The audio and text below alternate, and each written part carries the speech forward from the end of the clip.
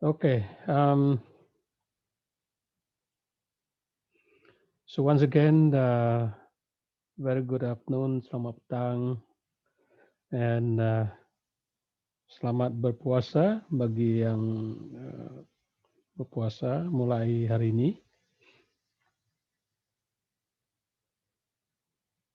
And I hope everybody is doing well today. Okay. First of all, regarding the assignment, your assignment is due today. I have checked a few minutes ago. I think there are 3 or 4 groups who have submitted the assignment. Those who have not, you have until the Doctor, afternoon to. Yeah. but Sorry. it Yeah. was mentioned that we have to submit our assignment before 14th of April, right? Before. Yeah, 14th of April. Okay. Yeah. One day. Sorry. Sorry. Okay, okay. Apologies. I have to Okay, okay. follow what I've written there. Yeah. Saya pun tak ingat-ingatkan hari Rabu ini. Okay, esok ya. Okay. Doesn't matter whether today or tomorrow as long as you submit anyway. Okay, so that's for the assignment, and then next week I will give you your second assignment, so you can start doing your second assignment starting next week lah. Okay. Jadi kita ni since we don't have any exam, so everything depends on your assignment. Yeah. All right. Um, is there anything that you want me uh, to know or I should be informed sebelum saya mulakan?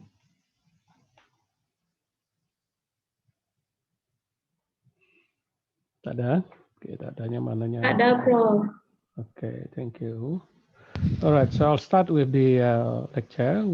Hopefully we can finish early today. I know we're supposed to have 4 hours, but as usual, I don't think I can spend all the 4 hours today. So as soon as we finish, we will.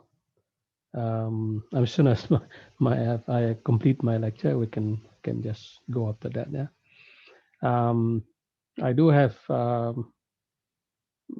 few videos that I would like to share with you related to the topics of today's lecture. Yeah. Okay, so let's go to the lecture. All right. So the Good lecture. afternoon, Prof. Good afternoon. Who's speaking? Service. Oh, service. Okay. Anything from you, service? No, doctor. Okay. All right. Thank you. If not, then we will proceed to our class. Yeah. Sure, doctor. Okay. All right. So today I'm going to share with you the topic on social and cultural dimensions of development. Okay. So what is the significance of this topic? Well, we'll see later on. But first of all, development is not just talking about technology, whether it is available or not. It's not about if you have the resources, for the purpose of development and so on. But the other important component, and perhaps sometimes it plays a major role, whether or not development can take place, or policies in terms of development will be working or not. Yeah, it very much depends on human beings. In other words, yeah, people who live in a particular place or country. Okay, because they can influence the way development takes place and how, or rather, how fast development will proceed. Yeah. Okay. All right. So first of all, all this come from theories, yeah, from the theories, sociological theories, rather, right? So let's look at the social evolution theories first of all, yeah. Let me adjust that. Okay, um, so social change, for example, uh, is viewed as more or less advancing uh, through various stages of development. Yeah, so it can take place. It has to actually take place from one level to the next, and so on and so forth. Right. For example, from the military society to an industrial society, or from uh, what I call feudalism to industrial society, for example. Yeah, um, and also another could be from some form of simple agriculture or agrarian forms to a more complex industrial urban ones. Now, for each of these stages, there are certain characteristics, yeah, of the way people behave and the values they have, yeah, or they hold rather.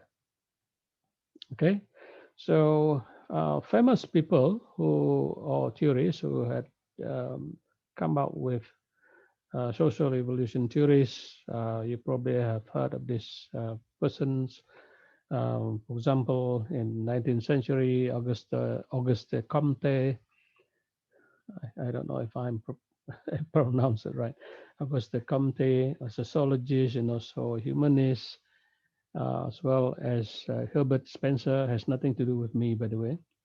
Herbert Spencer, and also Emile Durkheim, because he is a very famous person, a French sociologist um, who actually pioneered the structuralist approach to sociology.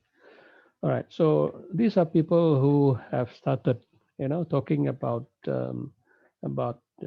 social theories and how it impacts human relations and so on. Okay, but the person who probably also quite recent compared to the other three is Alvin Toffler. Alvin Toffler talks about the webs of social development. In fact, he has a book called The Third Wave. Right. So Alvin Toffler talks or mentioned about the three webs of social development, and those are the first one is the he referred to as the agricultural age or agricultural society, and that is, according to him, is the first wave of development or social development, which actually started around 10,000 years ago, more or less, yeah, more or less about 10,000 years ago, and of course, it started at different times, different places uh, in history, actually, yeah, of human civilization. But perhaps if you read some of this on if you Google on this, you'll probably find that um, the first form of of agriculture actually started in Egypt, and then also there were records of China around, I don't know, probably about um, much later. Yeah. But it started in different parts of the world. Although the first, uh, more or less, known or assumed to be like 100,000 years ago. For example, human beings don't plant any crops and so on, right? So they collect it from the wild, right? So wild grains were collected and eaten by human being, right?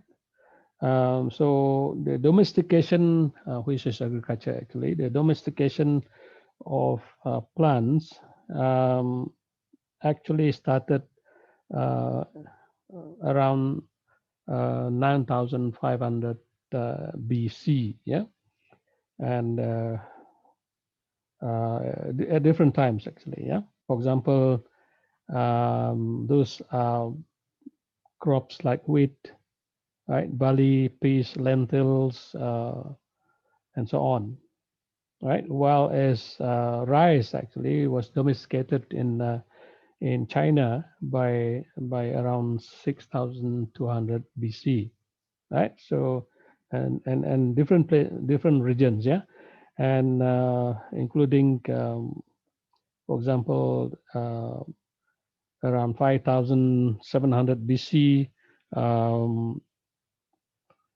cultivation of mung, soya, or beans and so on.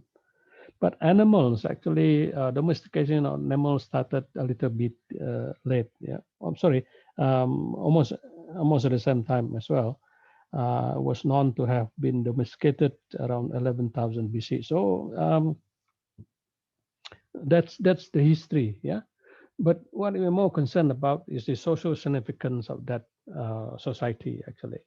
So if you look at the agriculture society or agriculture age, yeah, people during this period they move away from the nomadic wandering hunting ataupun hunting gathering kind of activities to villages. They move to villages, more settled life, and also peasant cultures. Yeah, culture of the farmers.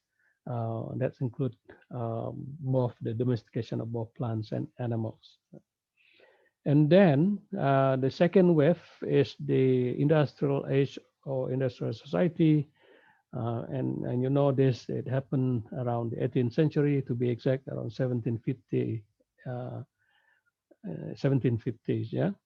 And also because of this, people also have to behave values and so on are different from during the agriculture society, for example. Yeah, so people at the industrial society began to leave their peasant culture. Yeah, um, moving away from farming or agriculture to work in industries, in factories, and with the use of machinery and so on. Yeah, and moving on from there, like what we have now, I think this is what we have at the moment, known as the information age or information society, which according to Toffler is the third wave of social development. We may have the fourth wave later on, we don't know. Yeah. All right, so this one started in 1950s until now. And in terms of the social significance, for example, wealth is increasingly dependent on the possession of knowledge and information. Yeah. So those who have the knowledge, those who have the information, are likely to be successful. Yeah, both in business and so on. All right. So the importance of information. Information. Okay, so that's briefly about the three waves of social development. But what is most significant here is the changes in terms, or rather the social change, yeah, changes that were brought about by the different stages of or different waves of development, if you will. Yeah? So people will have to change, right, accordingly. All right. So what are the socio-cultural factors which are significant, yeah, that may influence development or being influenced by development for that matter? Okay. So socio-cultural factors are referring to customs, lifestyles, and also values, yeah, that characterize a society or a group. So every society or every group has its own custom, has its own lifestyles, and also values that they hold. Yeah, and the cultural aspects of it. Yeah, the cultural aspects here include the concept, for example, education, beauty, language, law, and order, politics. Yeah, religion, social organization, even technology, material cultures, values, and attitudes. Those are very important aspects, the cultural aspects. Yeah? And the social factors are directly related to culture, and many of the other aspects, such as family, lifestyle, religion, and various other habits. Yeah, so sometimes it's difficult to really separate culture and social because they are quite um, close, yeah, interrelated. Okay, so the social cultural components, those aspects or essential aspect which will or have and will directly affect the people's perspective as well as the approach to development. So that's the importance of the social culture dimensions of development that we're talking about, because the values, the behavior, the religion, even politics, definitely will have an influence over development, yeah, or how people perceive development and how they carry out development as well. All right, so let's look at the role of culture and development a bit, yeah. So what when we use the word culture, uh, what exactly does it convey to us? What exactly does culture or the word culture convey to us? Well, basically, the first thing that comes to our minds are our traditions, yeah, our customs. Those are the first thing that we think about, yeah, when we talk about our culture. So, culture is one of the main pillars, one of the main factor, if you will, factors of development, uh, and also the livelihood or the sustenance of the communities as well. Right. So culture determines development or influence development, and also the life of the community of the people. Right. So, in other words, no society can progress without culture or in its absence. Right. No society can progress, yeah, or can develop without it. So it is the identity where the common values, common attitudes and preferences, and also the knowledge um, are attributed to the behavior, the way people behave in a particular group or social group, and that has a positive influence or effect on the social development in any given country, right? So um, the, the identity, the cultural identity of the people, yeah, in a society, yeah, will influence the social development. So the identity which are expressed through culture is a necessity for all human development. Yeah, it is necessity for all human development, and it creates the fundamental blocking block or building block. Sorry, in our personality and also in the ties that link us to communities and also nations.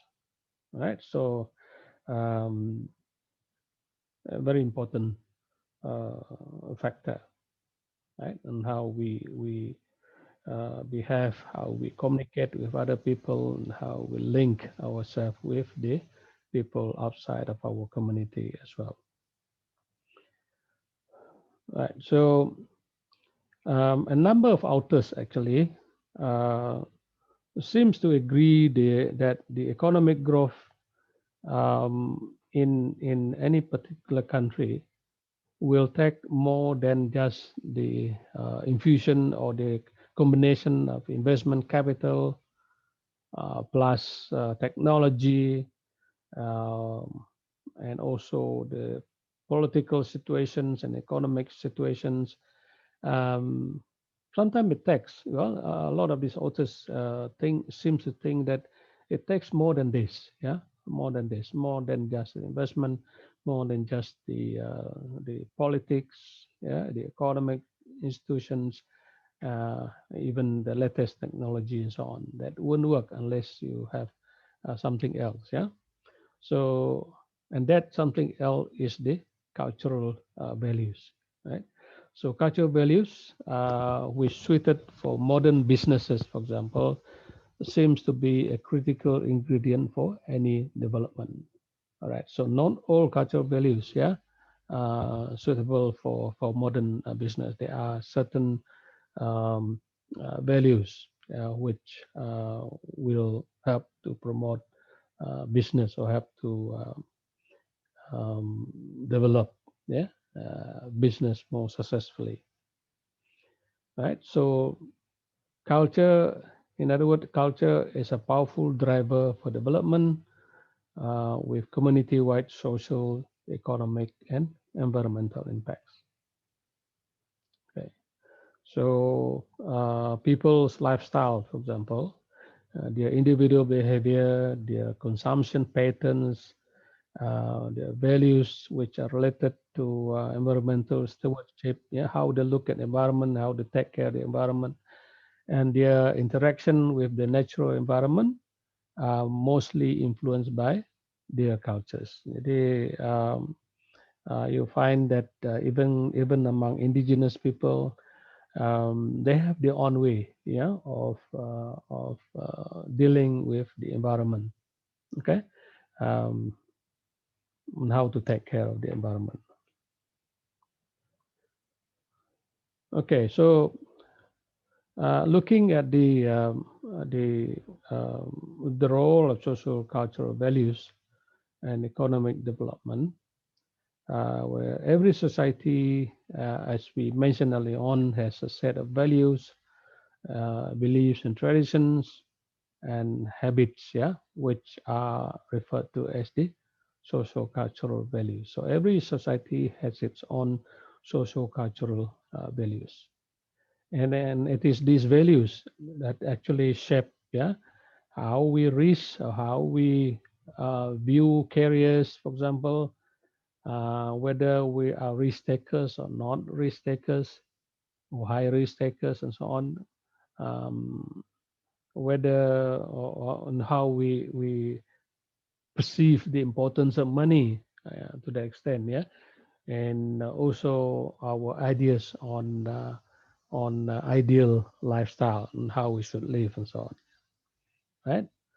And because of this, the social cultural values are one of many interacting factors, one of the many interacting factors that can impact economic development within the country, right? So it is an important uh, factors, yeah, um, that will impact economic development, right? So economic development is when a society shifts from a traditional agriculture-based living standard into industrial and modern society. So that kind of change, that kind of movement, that kind of um, shift, yeah, um, um, from agriculture-based living standard, which is lower generally in terms of living standard, into a modern, yeah, higher standard of living, industrialized society. Yeah, that's the way the Western people uh, define economic development. Yeah, yeah, to improve the living standard of the people. So in general, then economic development is always associated with higher quality of life and an overall increase in the standard of living. Okay, that's the goal of economic development for people, for all people in the country. Okay, so um, So because social cultural values influence how we as people in society interact with the world, they also influence how we approach the process of economic development. Right? So it's very, very important, critical uh, factors as far as economic development is concerned. I don't know if you can see the picture, the cartoon on the right side of your screen.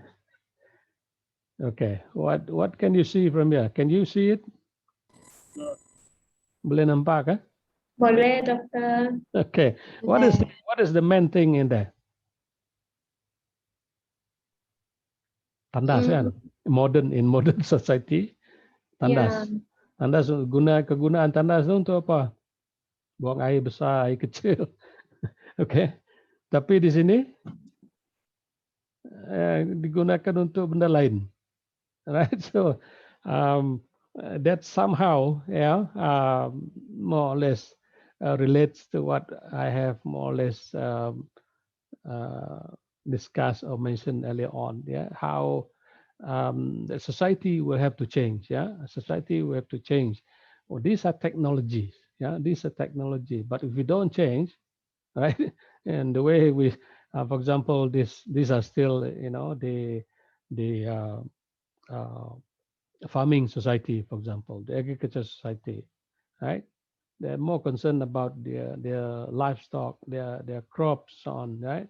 So look at this as, for example, something somewhere where they can plant their crop because the rest this soil around them are all dry. You cannot plant anything in there.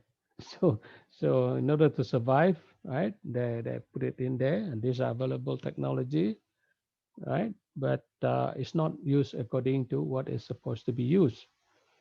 Okay, so more or less, yeah.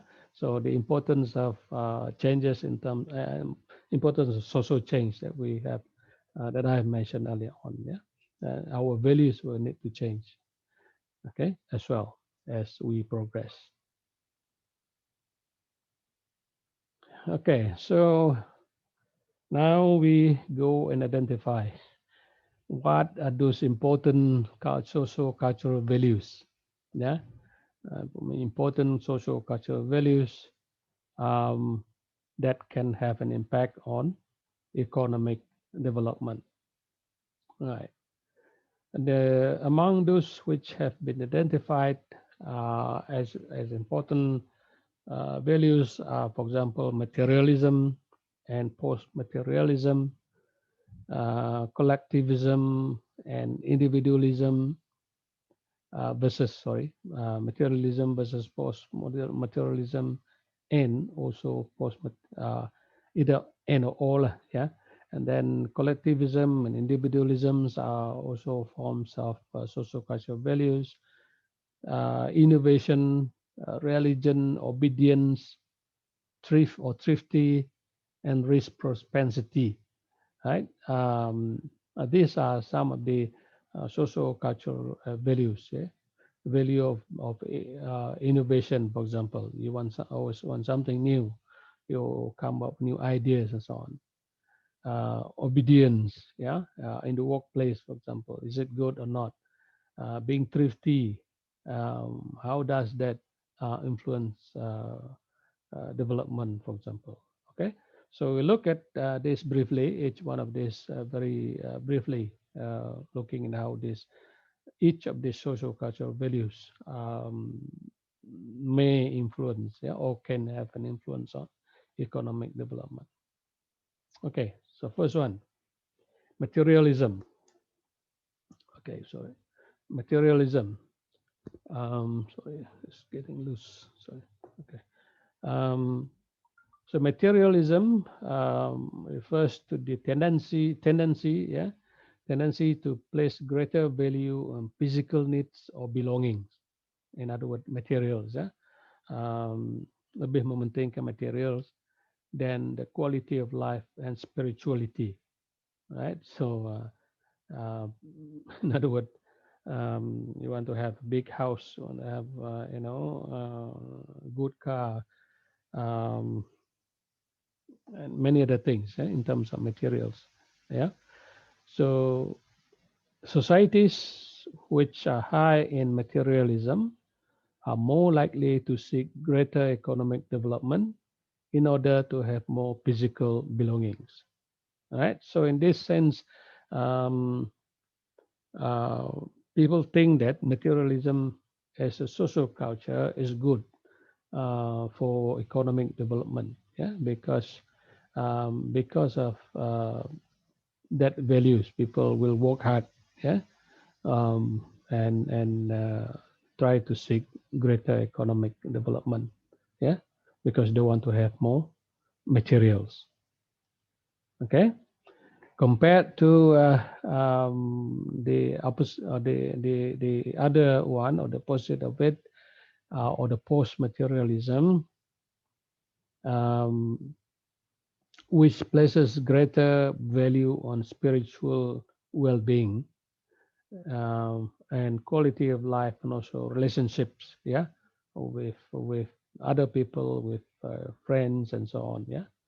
So post-materialist societies, for example, their focus is more on enjoying the life available to them rather than accumulating more wealth or more materials and so on. Yeah. So importantly, bagi post-materialist societies ini, they are most likely to be identified in countries that are already developed. I mean, this is a post-materialism, yeah. These countries has already people, or rather people in these countries have already got all the materials, all the belongings they need, yeah, for a good life. And so these post-materialist societies are most likely to be uh, um, with people or identified in countries that are already developed, and where their material needs have been met. Yeah, so they have the physical belongings tadi sudah ada, so they have all that already. Yeah, they have everything that they need. So what they need now is to focus more on to enjoy life. Yeah, rather than looking for more, you know, belongings, or materials and so on. Okay, so all right, so this one here is more or less to compare between the materialists and post-materialists.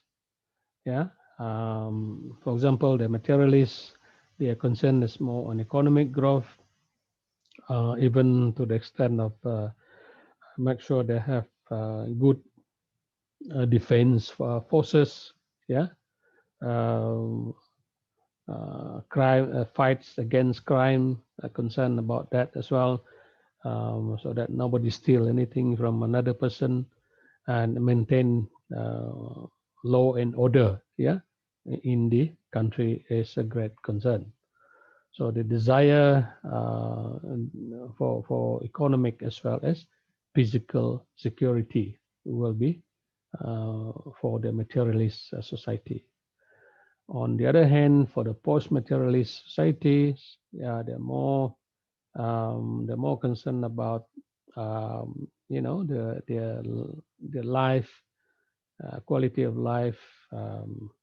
They want to have more say in government, for example, more say in the job and how the jobs perform and so on. Yeah, they want to have ideas. Yeah, ideas to them are more important than the money itself. Yeah, so the satisfaction comes not from the money, but from being what do you call this, recognized, for example, yeah, for the ideas and so on, and also freedom of speech. Yeah, these are post materialists. So for them, for the post materialists, having secured comfortable standard of living, the objective is to have a better life. Ya, itu apa namanya, tujuan dia. Alright. Now, we can even look at the concept of materialist and post-materialist as a continuum, maybe, yeah. Let's say this is probably 1970, for example, yeah, where the pure what do you call pure materialist. This is period of pure materialist where it is very high um, in the 1970s, a concern for materialism, and then there's some portion of mixed materialists, um, um, about maybe another 30% or so, right? Of maybe about, yeah, about 30%, and then you have um, about 15% to 17% of mixed materialists or post materialists, and the pure post materialists were probably just slightly over 10% of the populations. Yeah. Okay. Compared to, this is referring to a particular country, lah. And then compared to the year 2000, for example, you have the number of the percentage of people in the society who are pure, can be described as pure materialists, have decreased. Yeah. But the number of people who are classified as mixed materialists may be just about the same, but there is an increase. Yeah, what is obvious is the increase in the number of pro-materialists. Yeah, the mixed one and also the pure pro-materialists. So that's just a way to look at society. Yeah, in terms of um, um, how many or what percentage of the people in the society, um, you know, belonging to the or having the values, yeah, as materialist versus pro materialist. Okay, any comment or question? Okay, kalau tak ada saya teruskan. Alright, the other socio-cultural values is the collectivism versus individualism. Right? Collectivism tu macam segroup group thing lah, ya. That everything is done collectively, while individualism is where it is everything is done on individual basis, yeah. So collectivism is the value that leads people to act for the greater good of the entire population, right? So what they do is the value of working together for common good, yeah, for the entire population. So in the collectivist societies, the activities that lead to economic development should benefit the majority, if not all, of the population, right? So, and that's actually if you look at the system of government or economic system, the socialist or the communism, this is where it is being practiced, collectivist societies, yeah. And in individualism uh, is just the opposite, where people should make decisions for their own benefit and not for the on not for the population, but rather for herself or for himself, yeah? Even if it has a negative impact on others. All right. So for the individualist societies, a person is concerned about their own satisfaction and economic development, with often very little or no regard for the well-being of the greater society or the population. Right. So the concern is for his or her own satisfaction. All right. So, sorry. So as far as this is concerned, um, both maybe, I mean, in terms of economic development, individualism is where um, people think that if you practice individualism, it leads to more uh, higher growth, yeah, um, in terms of economic growth and also in terms of economic development, right, compared to collectivism. Yeah, so that values there.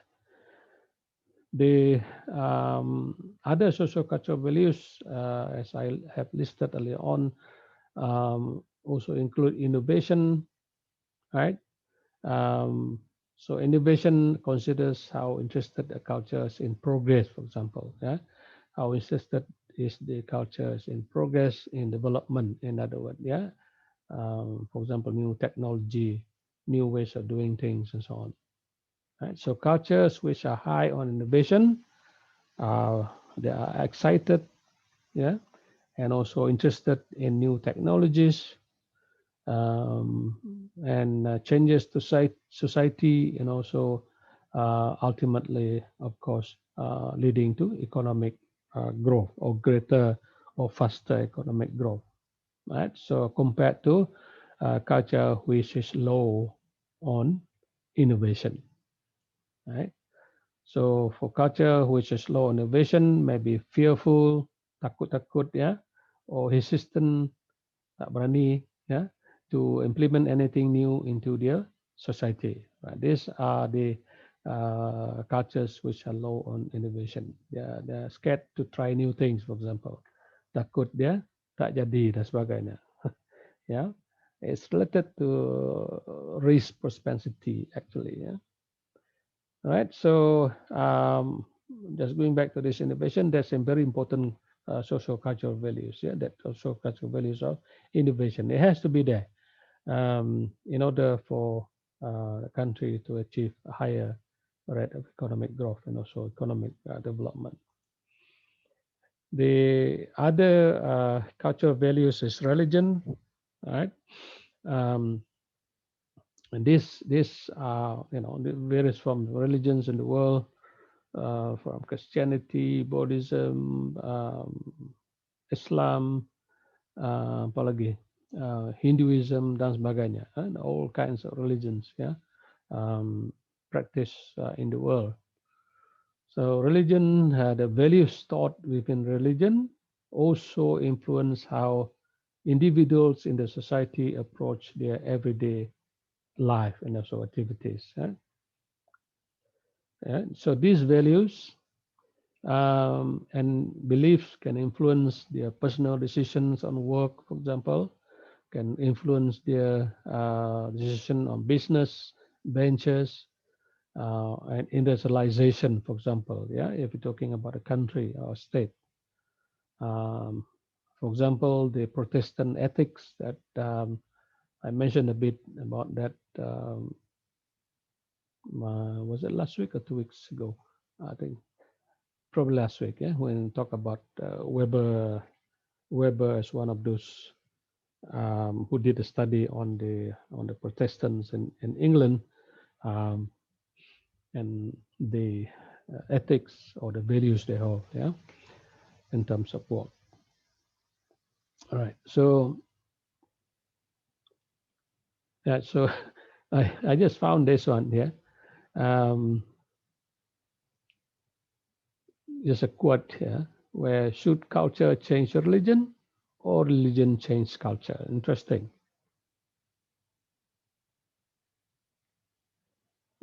Well, in the first place, religion is part of culture, right? So, so if you want to change, perhaps it works both ways. Maybe culture, or rather, religions change culture, but at the same time, culture may also influence how religion looks um, at things in life, including businesses, including education, including work, and so on and so forth. Right. So it does have connections, yeah, with how things are being done in a particular state or country. All right. The other cultural value is obedience. Obedience, you know, is very important lah, yeah, particularly in the workplace, right? So obedience refers to how much citizens conform to the social norms and expectations, right? Whether people conform to the norms and expectations. High obedience means that decisions which are made in line with the cultural norms, and people are discouraged from doing anything outside of these norms. Right? Jadi very important, yeah, um, important factor because it would be easier to do things if everybody, or let's say majority of people are obedient, yeah. So in terms of making decisions and so on, yeah, within the cultural norms. Okay, so this is one quotation from Aeschylus. Aeschylus, sorry, who state that obedience is the mother of success and is wedded to safety. Just to show the importance of obedience. Yeah. Another cultural value is thrifty. Siapa tahu apa maksud thrifty?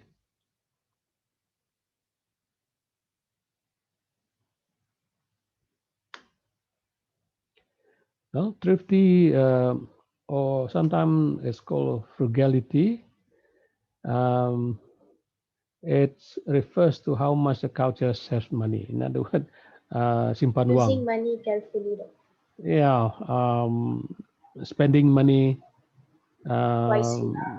Yeah, so you don't just spend anyhow. Yeah, you have to be careful in Not terms of wasteful, finance.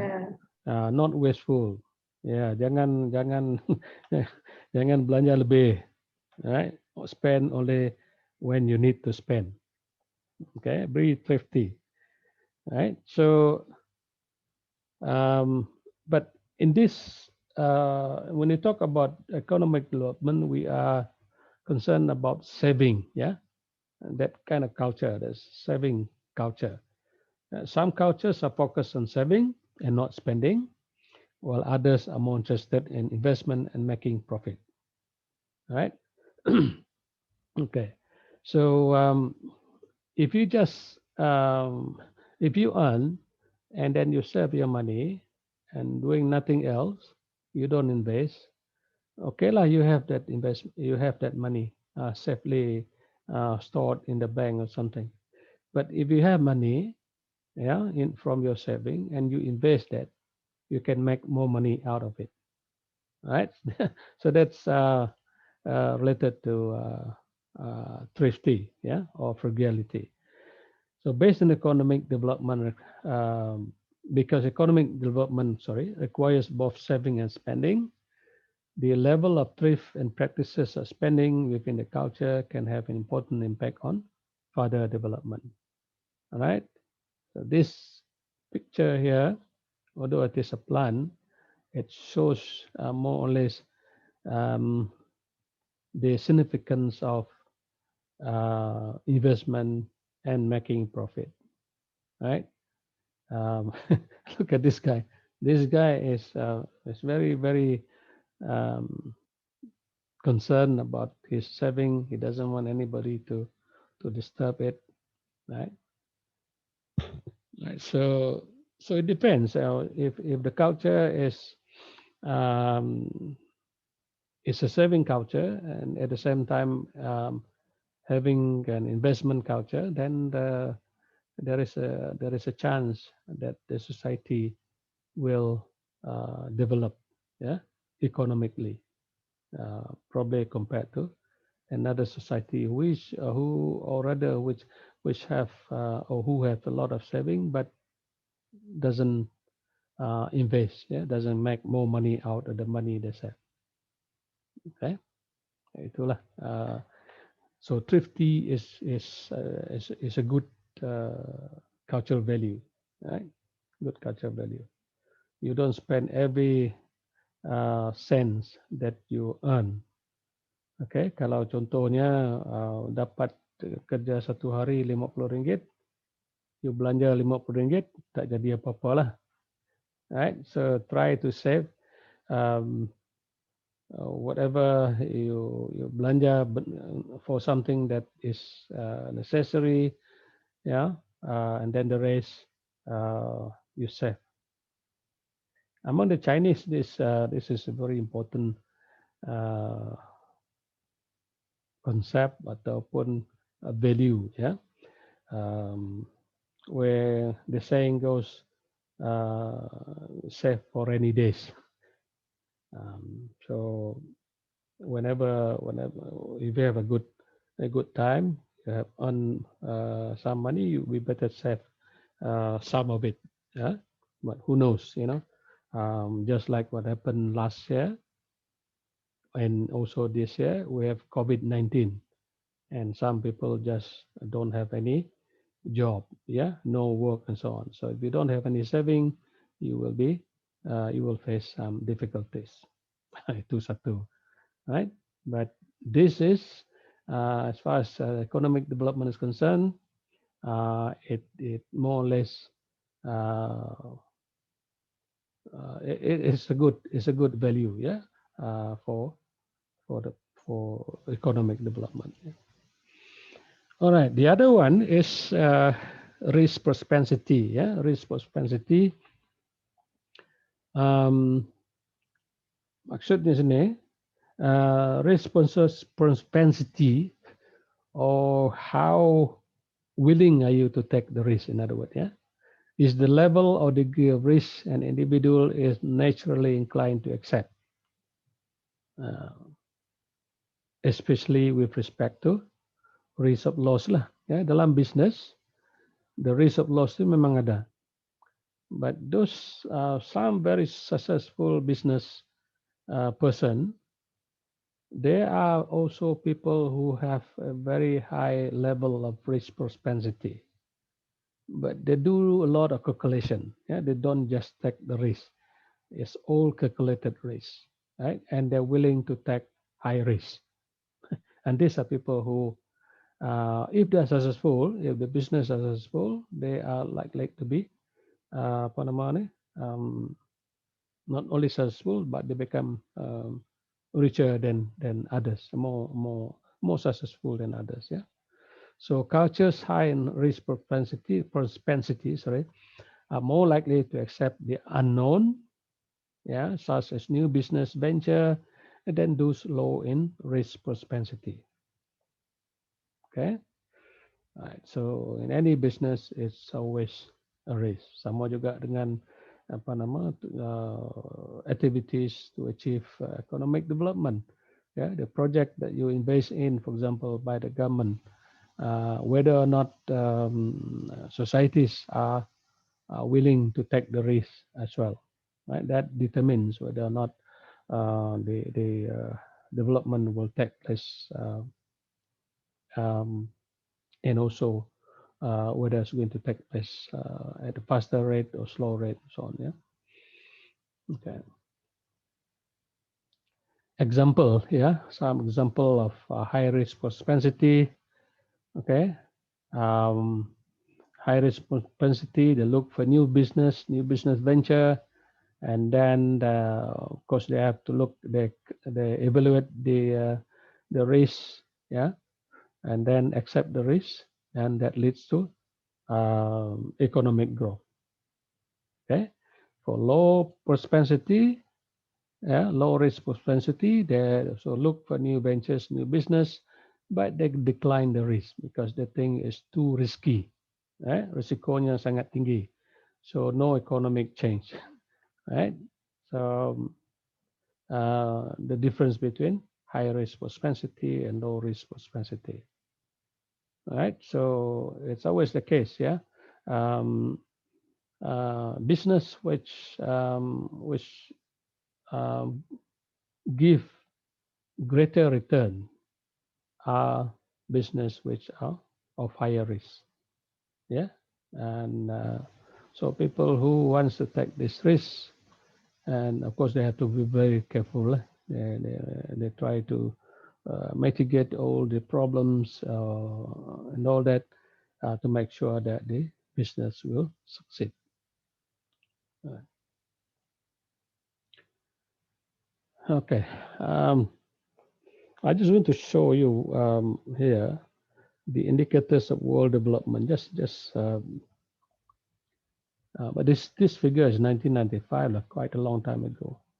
Um, that the world population, or rather the world development, also increase, yeah, with the number of people, yeah, with the size of the population. Okay. For example, we have more or less about 1 billion, more or less about in 1800, and the world GDP, right? Um, billion in terms of billion, equivalent to 1990 PPP, power purchasing, purchasing power parity in US dollars, was equivalent to 695 billion. Yeah. But in terms of world per capita GDP, it's about 651 US dollars per person in the world. Compare that to the 1950, for example. Yeah, it has increased. Yeah, slowly increased. If you look at the as the size population increase, the world GDP also increase. Yeah, and also the per capita GDP, or gross domestic product, or income, also increase as well. All right, so actually all of this, yeah, um, the increase in the GDP actually increase many times far greater than the increase in the population. Yeah, 4 or 5 times, 45, sorry, 40 to 50 times more than the um, increase in the um, in the sorry, it's not 40, 55, um, five maybe, yeah, about 4 to 5 times, yeah, more than the increase in the population. All right, so all these years, yeah, I mean I'm talking about the whole world, but if you analyze country by country, of course, there are a lot of differences, yeah, between the rich country and also the uh, less developed countries.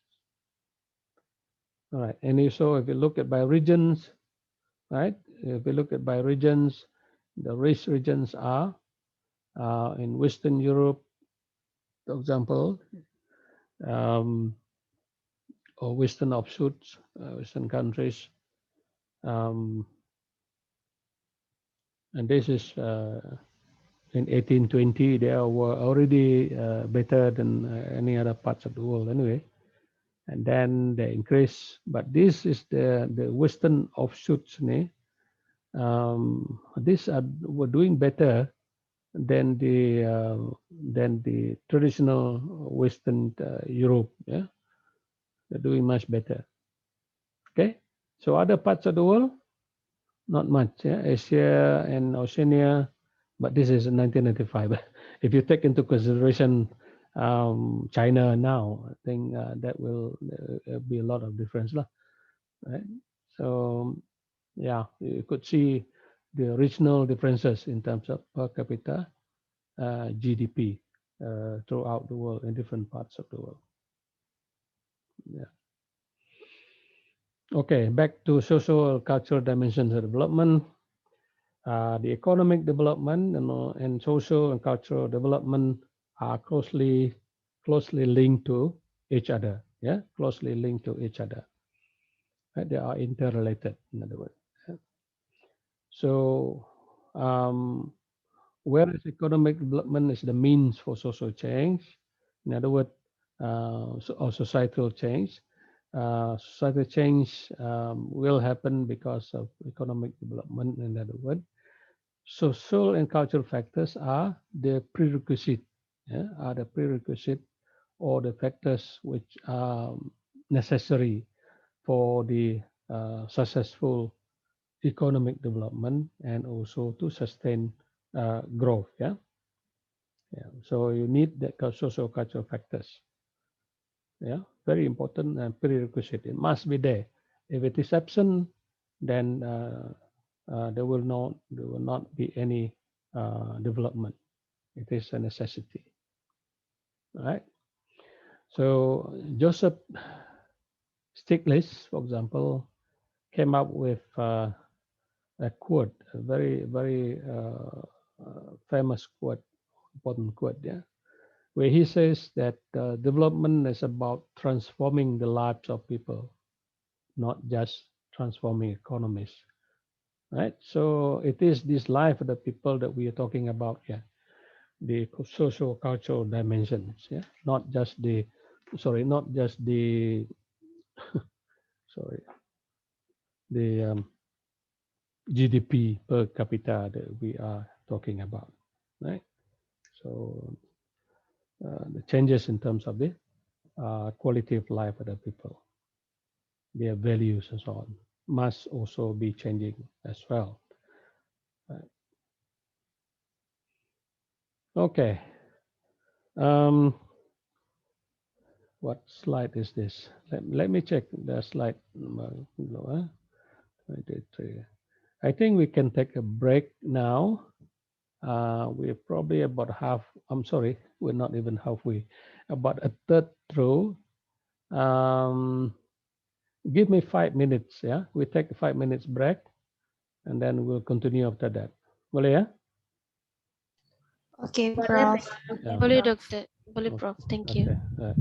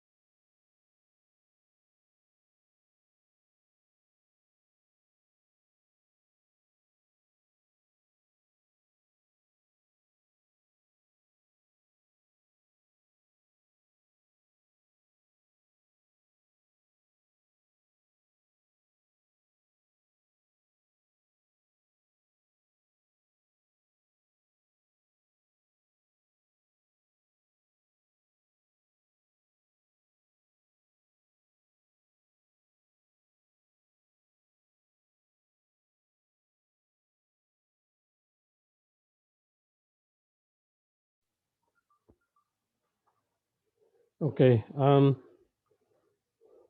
Was it about 5 minutes already? Um, more or less. Continue, boleh ya? Boleh. Hmm. Okay. All right. Ooh, thank you. Okay. So next is on a very significant person by the name of Amartya Sen. Amartya Sen, his origin is, I think, it's from India, uh, or somewhere there, and but he lives in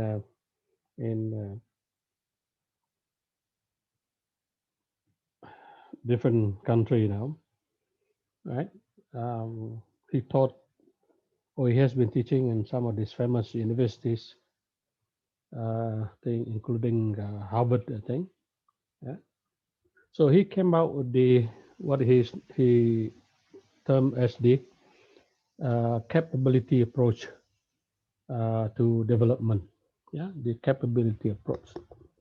Yeah, basically, um, and by the way, he was a Nobel laureate. Yeah. Um, so he his approach to development, yeah, on capabilities for assessing the quality of life, right, by Nobel laureate Amartya Sen, yeah, on the basis for the field of development economy. And the capability approach emerged as the most influential approach alternative to the standard economic frameworks for thinking about poverty, inequality, and human development. Right. So beyond just dollars and cents, development beyond the physical development. The capability approach also has also influenced the United Nations Human Development Index and was incorporated in many of the international official reports and surveys. So uh, he came up with these ideas actually, right? So he talks about the importance of freedom as a way to achieve development. Right? For to him, his famous quotation: "Freedoms are not the only primary ends of development; they are also among its principal means." Yeah. So freedom is very important, not only as a goal but also a means. Yeah. Um, to achieve development. Another quotation from Amartya Sen in his writing in the year 2000, yeah, in his book, page 195, where he said there is considerable evidence that women's education and literacy tend to reduce the mortality rates of children.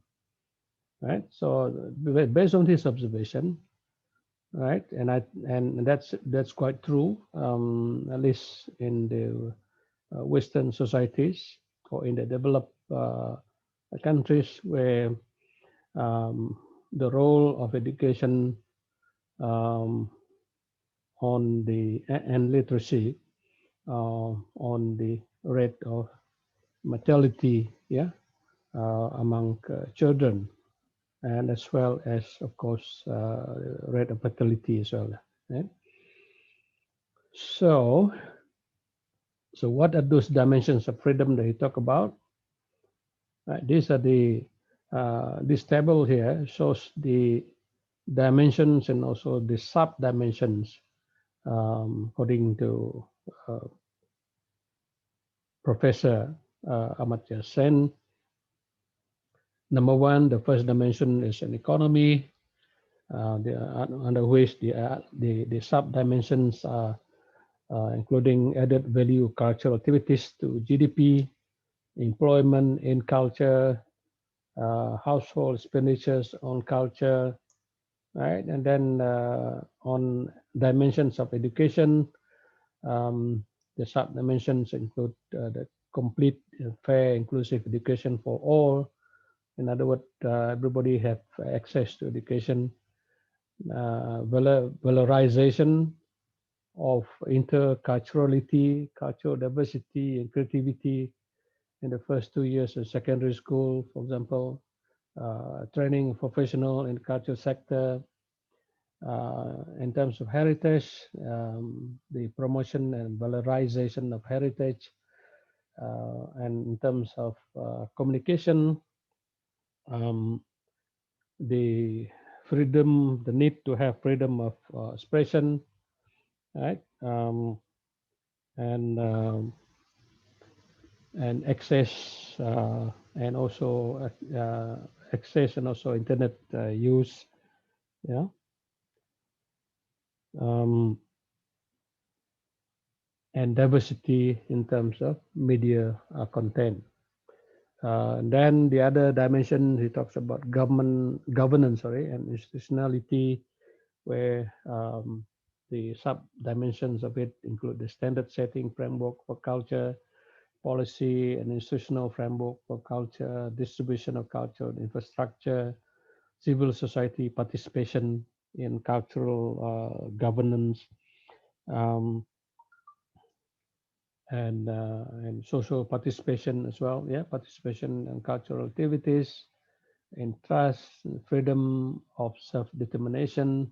That's this is one very he's very critical about. Yeah, freedom of self-determination, and also the dimensions of gender equality, where the sub-dimensions include levels of gender equality and perception of gender equality. So these are some of the freedom that he was talking about. Yeah.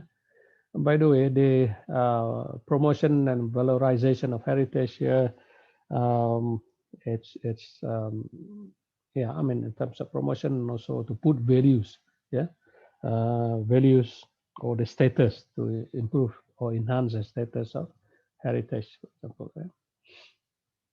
All right. So according to Amartya Sen, development, yeah, um, sorry, um, development according to Amartya Sen, yeah, he quotes the 18th century poet William Cowper on freedom. So freedom is the key, um, is the goal as well as the means, yeah, to achieve development. So freedom has 1,000 charms to show that slaves, however contented, never know. This is from William Cowper. Maksudnya, um, freedom is very important. But slaves who has never had the freedom, yeah, will never know what freedom is, how freedom is, and also what freedom can do. Yeah. So Sen explains how in the world of unprecedented increase, in other words, the increase in overall richness or opulence is the term he used. The unprecedented improvement in the uh, richness of the countries. Millions of people living in rich and poor countries are still unfree. Yeah? Despite all the richness, despite all the wealth, yeah, millions of people are still living uh, uh, in rich and poor countries are still unfree. They're not. They don't have that freedom. They may be rich, but they may not be free. Okay, so even if they are not technically slaves, he was talking about. He quote that 18th century poet William Cowper talking about slave as will never be able to experience freedom. Yeah, all right. So even if they are not technically slaves, ya, manusia bukan slave seperti dulu. They are or people are denied elementary freedom and remain imprisoned in one way or another by economic poverty. So imprisoned by economic poverty, social deprivation, political tyranny, or cultural authoritarianism. That's his word. Yeah. So according to Sen, the main purpose of development is to spread freedom. So he's looking at it from different perspective. Yeah. Um, so spread freedom and its thousand charms so the unfree citizen, unfree citizen. In other words, those people who haven't got the freedom. Yeah. So according to Sen, he argues that freedom is the ultimate goal of social and economic development and the most efficient means of realizing general welfare.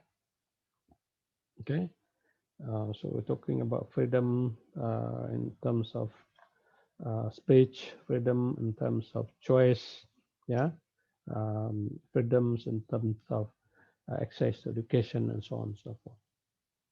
So social institutions such as the markets, political parties, the legislatures, judiciary, and also the media, all of them, yeah, contribute to development by enhancing individual freedom and in turn sustained by social values. Okay, sorry.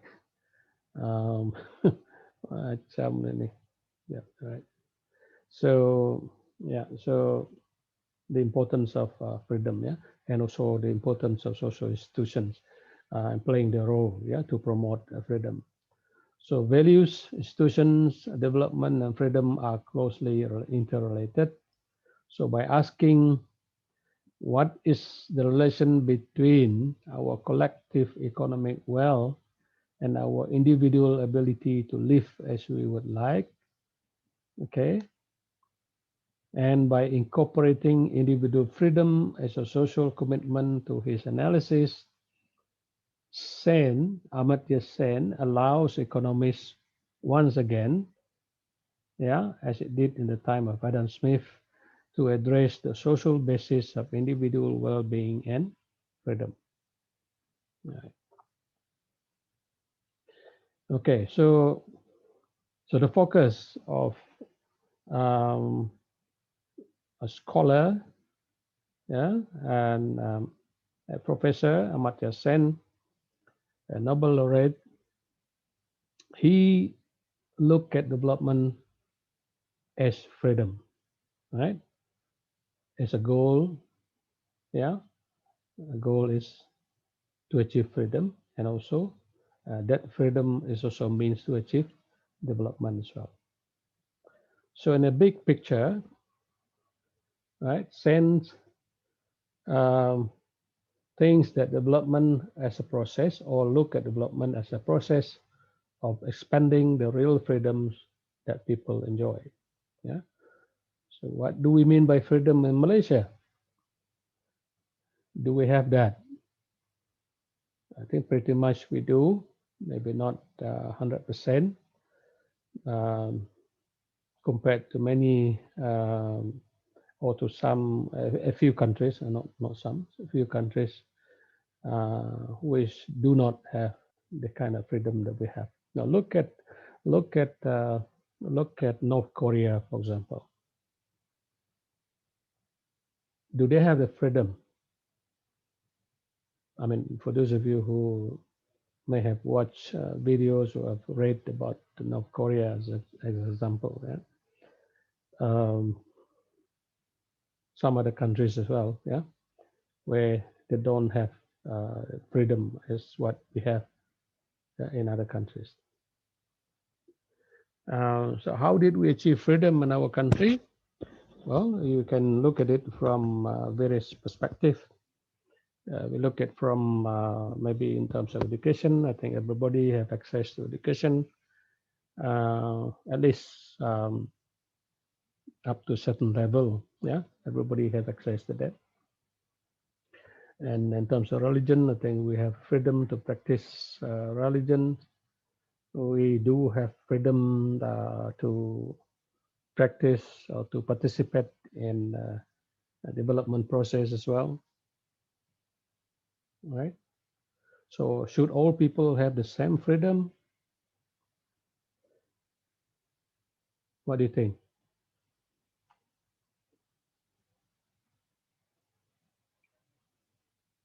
Any idea? No, Prof. Okay. No Why? prof, no freedom. Okay, why do you think no? Maybe because of the Bumi Putra and non-Bumi Putra. Mm-hmm. Because Bumi Putra they can buy house with less price, but non-Bumi Putra they no reduce the price, something Mm. like that. Uh-huh. There was some restrictions. Uh, anybody else? Hello, hello. Yeah, go ahead. Yeah. In Yeah, Franklin. Yeah, yeah. Go ahead. Go ahead. some universities like UITM, Indian and Chinese cannot enter this. So this Mm, we have problem with your um. I cannot hear you, Franklin. It's not very clear.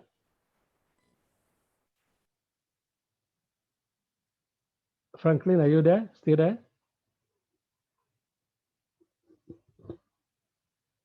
Sorry, I cannot hear him. We may have lost him. Uh, Audio is not very good. Well, it's a good question to ask. Should they have the same freedom? Perhaps, maybe, maybe not. Um,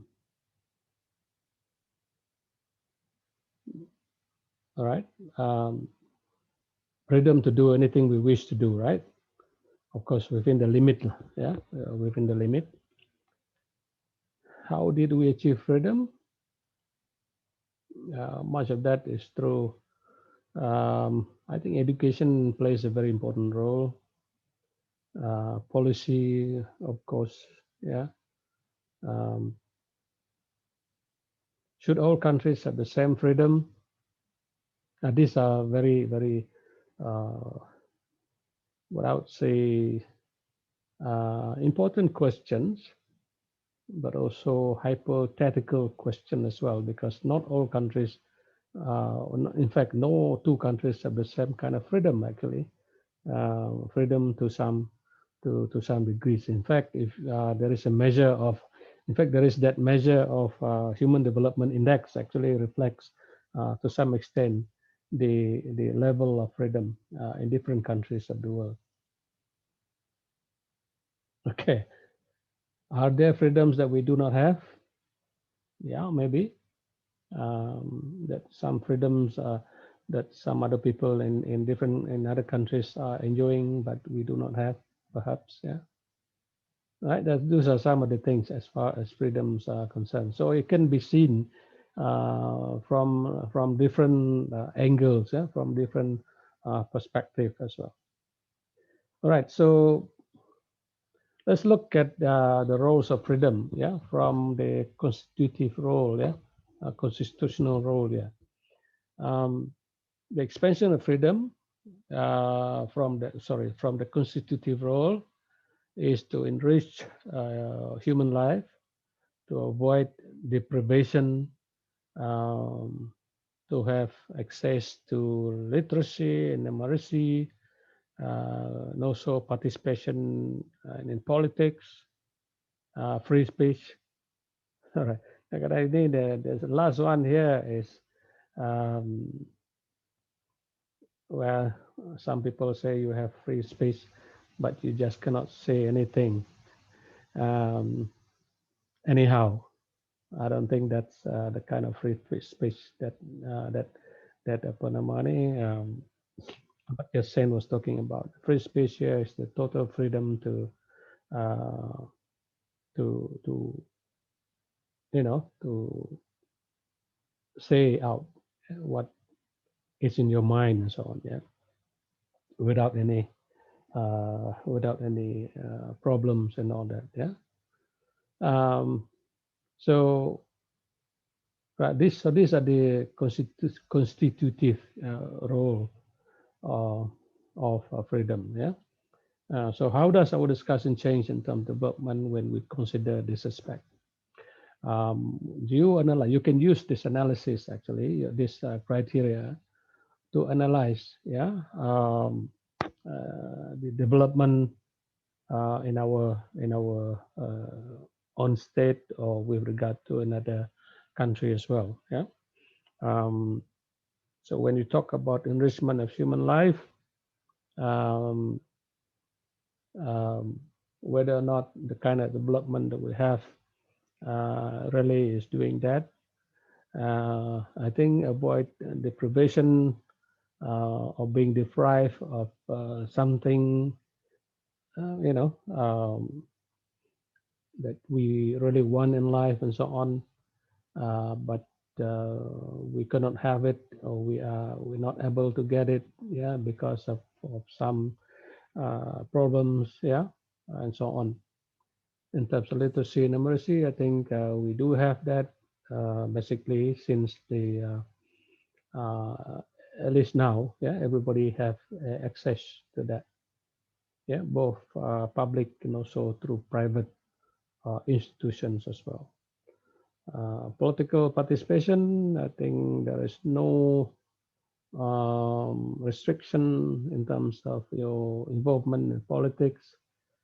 You can join any political party, you can become a candidate, but the only thing now is, um, you remember, I think it was a year ago or something like that, or maybe less than that, where people propose, I mean, the government proposed that um, those who are 18 years old can vote, yeah, can participate voting, and also to become a candidate for an election, for example.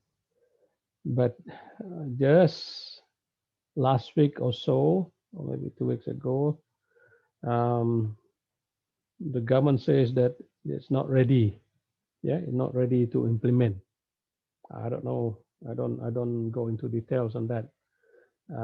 So if that is the case, then it is uh, it is what I would say bias against the younger generations. Yeah, I mean those who are below 21 years old, who actually can participate. Yeah, in politics and so on. All right. So so when you consider each of these aspects, yeah, uh, we can look at development or analyze the kind of development that we have in our country and also in another country as well. Okay. The second one is the roles of freedoms in terms of instrument atau instrumental role. In other words, it serves as an instrument, satu alat lah ya. Jadi the expansion of freedom, according to Amartya Sen, is the principal means of development. Itu sebagai satu instrument to achieve development. So the way different kinds of rights, opportunities, entitlements contribute to the expansion of human development, of human freedom in general, and thus to promoting uh, development. Right. So freedom can be interrelated and can enhance.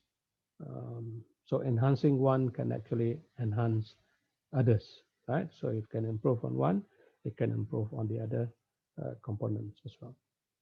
So it is seen as a as instrument, and then freedoms also can be seen from the political point of view. Yeah, political freedom in terms of civil rights, right?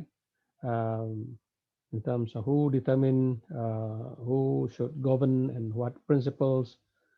Okay, and so that's the basic things now. So at the moment, those who are 21 and above can participate, yeah, and choose people who should represent you and also who should be in the government once they are elected. And then also in terms of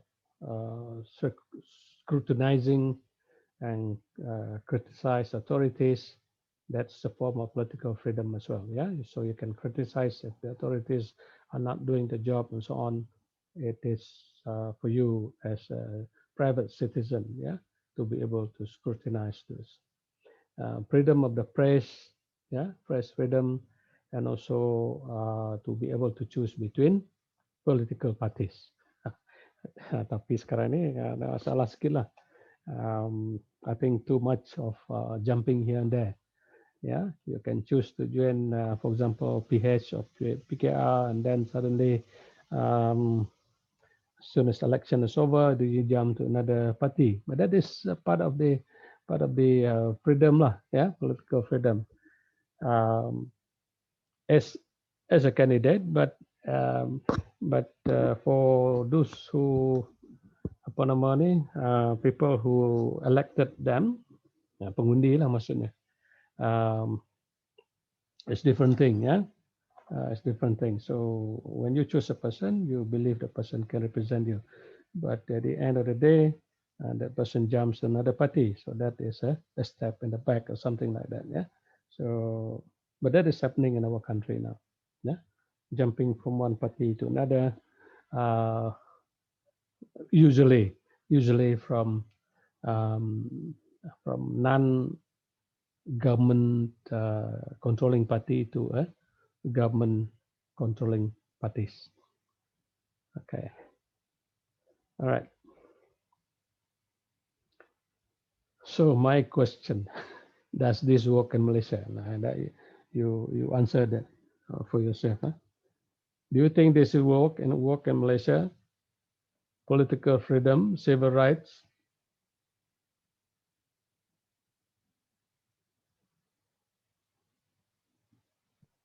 No idea. Mungkin kot, dokter.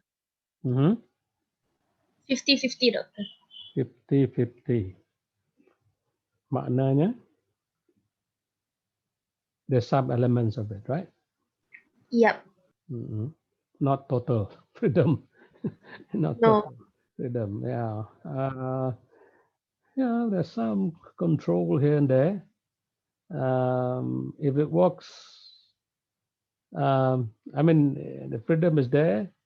But if it doesn't work for you, then you can do something to control it. I think that's what is happening um, in our situation here. If it is in your favor, yeah, then you allow it or something like that. Perhaps it's also happening in other parts of the world. I don't know. I'm just guessing. Okay, let's not go into politics per se. Right? All right. So another where freedom serves as instrument, um, sorry, instrumental freedom, um, economic facilities, in terms of economic facilities, where the opportunities to utilize resources for consumption, yeah, for production and exchange. Um, well, it depends on who you are actually. There's some issues here and there. For example, resources in terms of land, in terms of plants and so on. Yeah. So, for example, you just can't cut down the trees for your own use and so on. Yeah.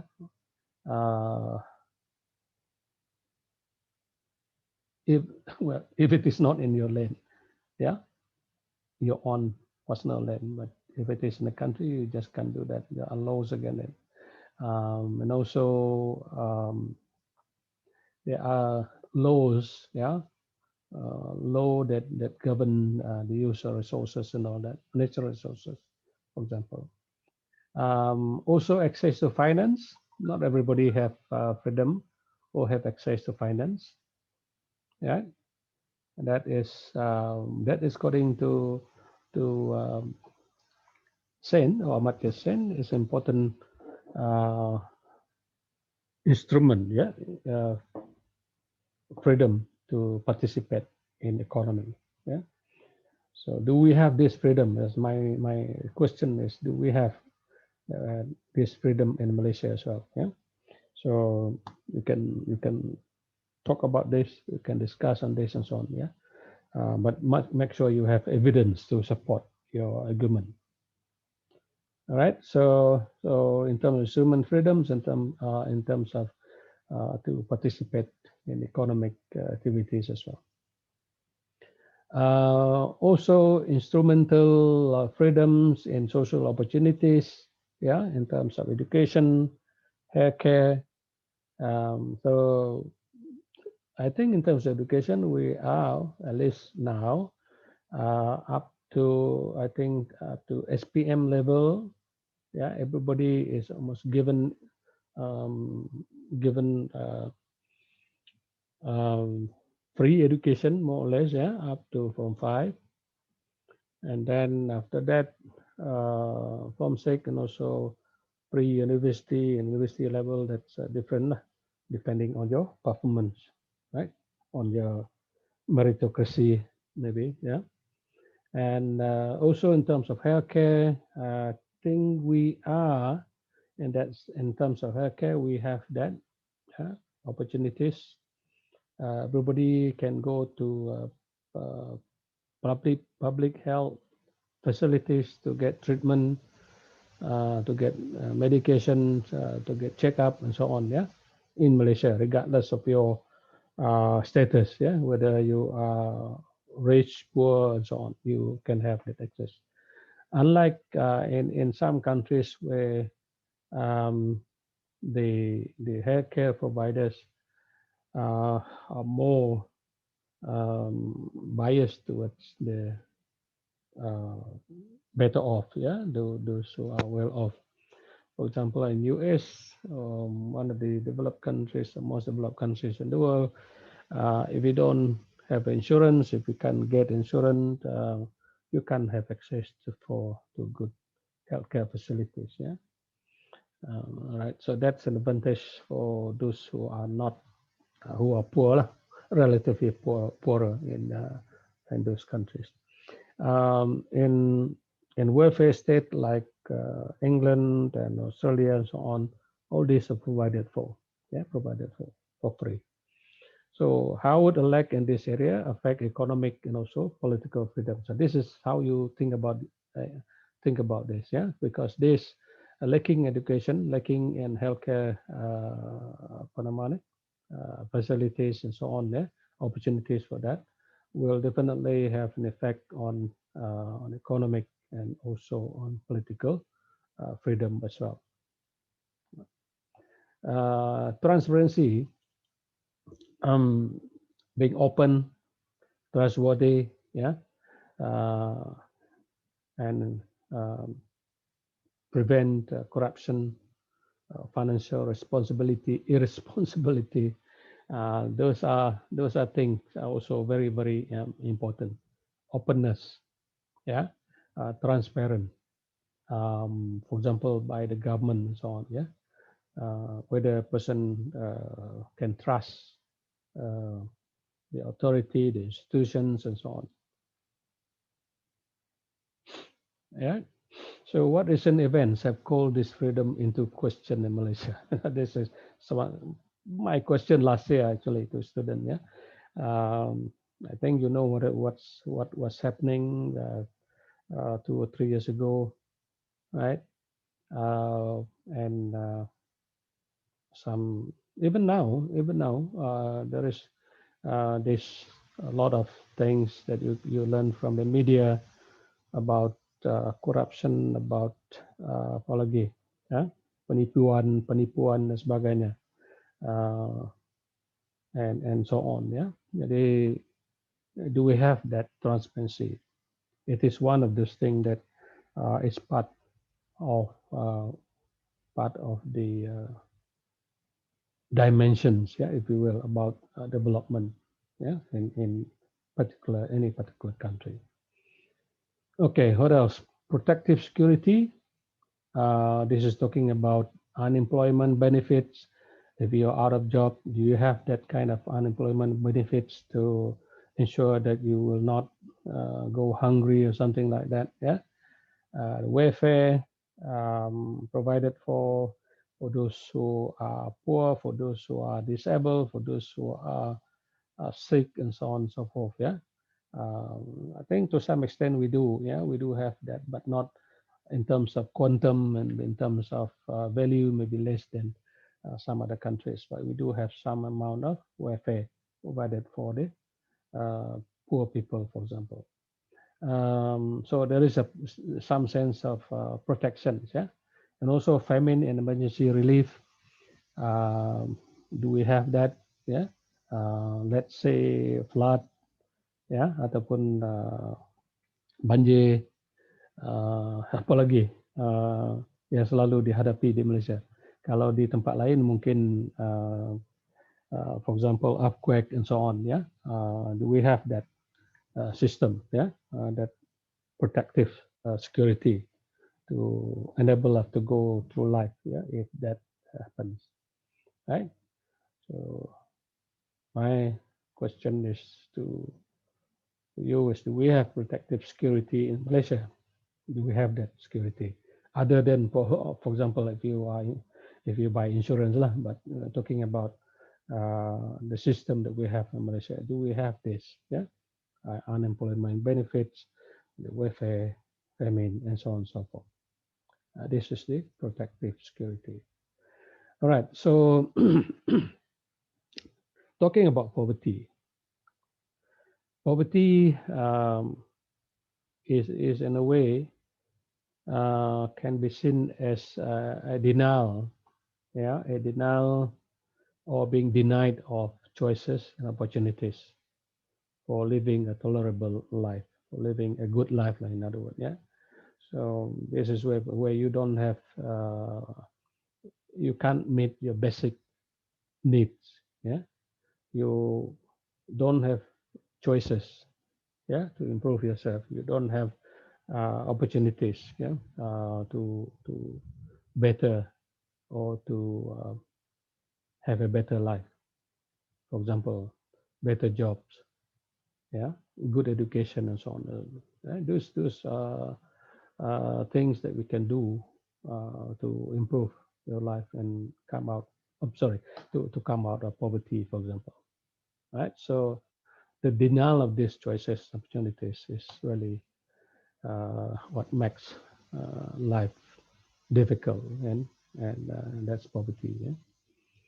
All right. Um, so I that's for the lecture, but I do have like to spend a few after this conclusion. I do have some videos that I would like to share with you. Yeah.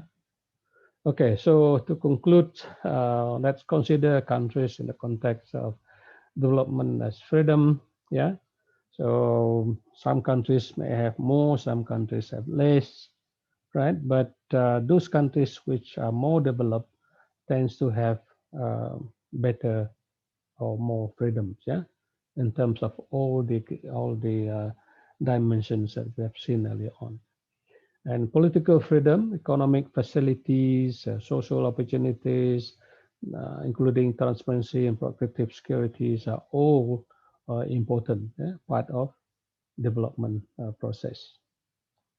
Okay, so consider Japan, for example, one of the earliest developed countries in fact, one of the developed countries in the world, and also probably the first one in Asian region, except for China now, of course. Yeah.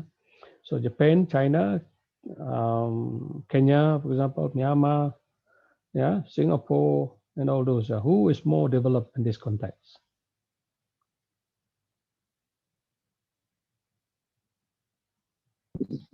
Myanmar, Japan. Japan. Okay, Japan is developed, yes, it's already. What about Kenya?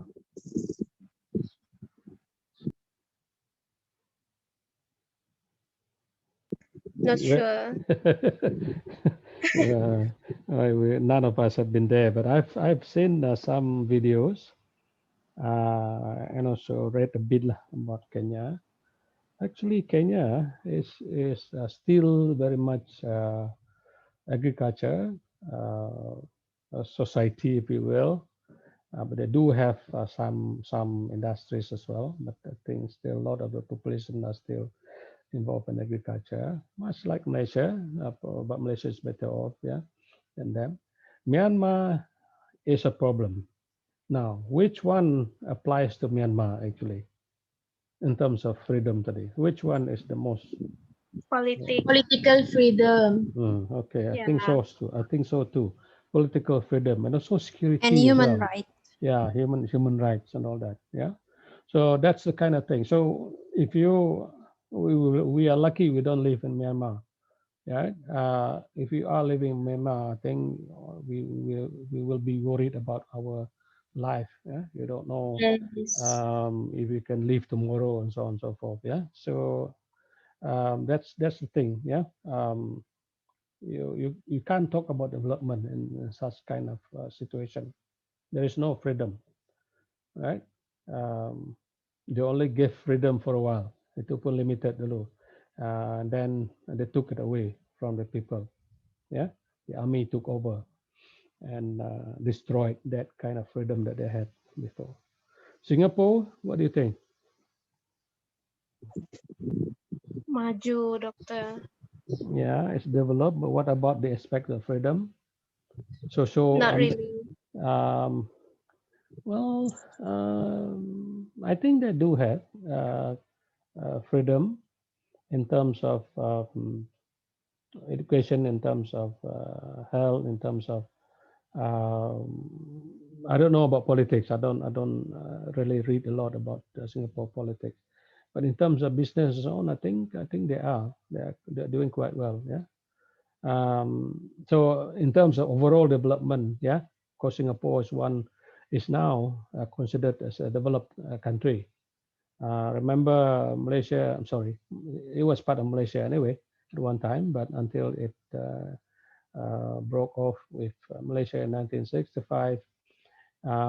So the status of Singapore and other states, for example, Malaysia, particularly Malaya at that time, yeah, West Malaysia, sama aja during that time in 1963, for example, not much different. 19 late 50s, yeah. Remember, I show you the picture of Singapore compared to Cuba. That was the state of underdevelopment, if I can say that, of Singapore at that time, right? But now look at what they have now. So it's all about policies. It's all about how the country approach development and so on. Yeah. So China now, I just had a long what I call I looked at one video after another, looking at and also some writings on the China how it had achieved development. So China has a long history, actually. Yeah, China has a long history, and one of the poorest countries in the world prior to 1949, for example, right? One of the poorest countries in the world. Ya, macam negara lain lah, kebanyakan negara lain yang kurang membangun dulu. So it started with the Chinese Revolution in 1949, and then after that, okay, there were a lot of infightings, yeah, between the nationalist party and also the communist CCP or Communist Party and so on, and eventually Chiang Kai-shek, sorry, who leads the Nationalist Party, have to go away to Taiwan. That's where he ended up. Yeah, and where the Nationalist Party ended up, and then the Communist Party took over in China. Okay, but in between there were a lot of conflicts. Yeah, and then the father of development, I would say, for China was Deng Xiaoping. I don't know if you agree with me. Deng Xiaoping took over uh, um, from Mao Zedong. Mao Zedong was very well, was also concerned about industrialization. So he has this policy to encourage bigger families and so on, so they have more manpower and so on. Unfortunately, his plan did not quite work. So there was a lot of problem. There was a massive famine throughout China that was terrible condition. And so this guy, Deng Xiaoping, who was then the deputy to Mao Zedong, or rather the Secretary General or something like that. Can't remember. So he actually studied what happened during Mao Zedong's rule. So he knew what was wrong. Basically, China was a closed economy. Yeah. So they wanted to produce, they want to they become industrialized, they produce goods that they cannot sell outside. There's no way to go about doing to become rich country, because if you want citizens to have better life, the country must have um, high income as well. Yeah, in order for the wealth to be distributed to the society or to the people in the country. So when Mao Zedong took over, when Deng Xiaoping took over from Mao Zedong, he changed a lot of things, right? Um, so he first thing he did was to do market reform. Yeah, market reform, where China opened up to the world and practice from a closed economy to global economy.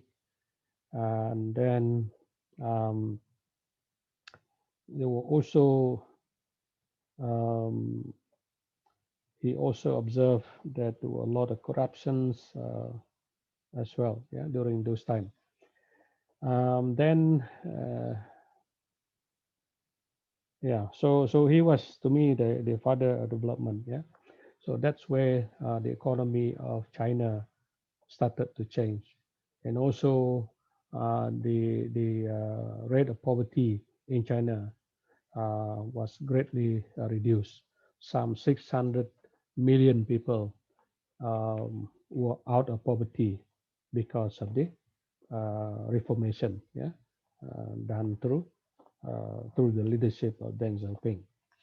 And then after that, there were two or three other presidents of China, Jiang Zemin, Rongzi, or something like that. And then in 2001, China joined the World Trade Organization, and this is um, where China began to be integrated into the world economy and became a global factory, more or less. In other words, almost anything now is made in China. I mean, if you look at what you have, whether it is shoes, the Adidas, Nike, those are made in China, right?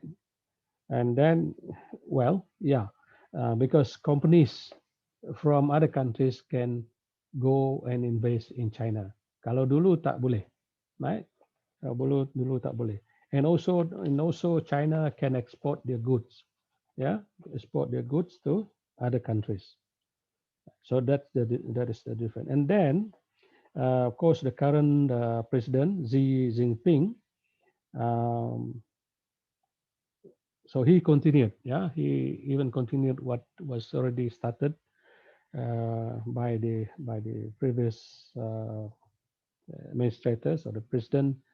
But one of his biggest achievement is getting corruption out of the party, because there were a lot of corruption because of the success and all that.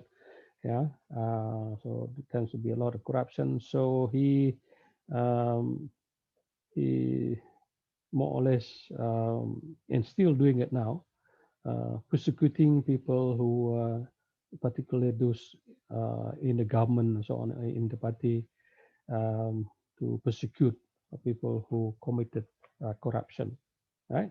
So the anti-corruption drive is still ongoing, but China has achieved uh, the development that it did, that it is enjoying now over the past, not that long actually, yeah, um, since 1960s, yeah. So it has gone through that process. Yeah. All right. So, and last year, or rather in 2019, they celebrated the 70th anniversary of the nations, yeah, of the nations, yeah, of the Chinese People's Republic. Before that, it was Republic of China, right? Okay, so just and one of the, if you want to know, the most developed regions in China is Shenzhen, with its special, known as the special economic zone in China, right? So the changes actually was from a communist doctrine to a free market economy, or open market economy, right? So it opened its borders, um, and raising its export and so on.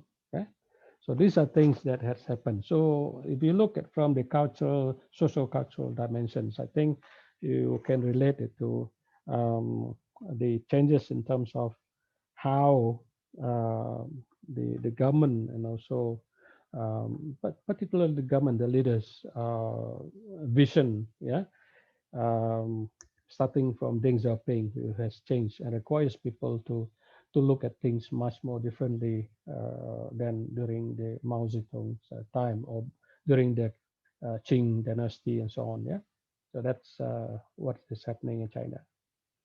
Okay, so for the next maybe half an hour or so, I want to share this video with you, and I hope I can play the audio as well today. I think I know how to fix that problem already. Okay, so any question before I go into this video? No, Prof. Ada.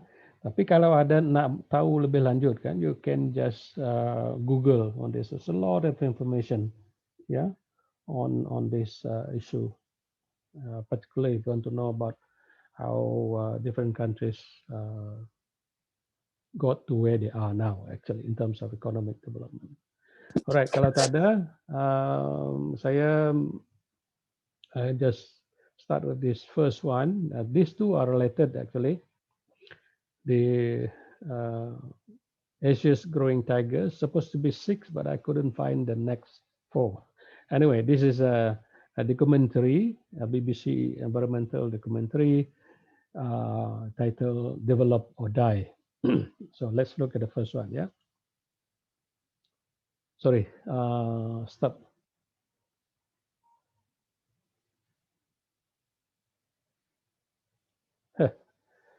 uh,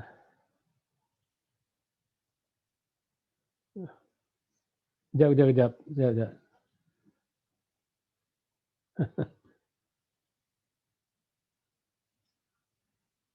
Yeah, hold on. Okay, siap. I'll start that later on, but let me just fix this first. Okay, share screen with the audio. All right. I'm quite sure it will work this time. Okay. All right. And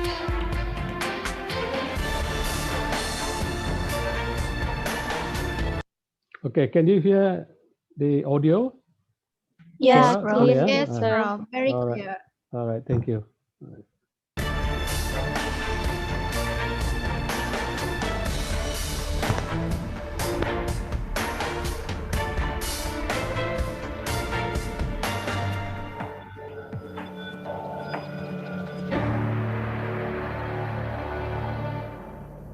Sustainable development has become the mantra for the 21st century.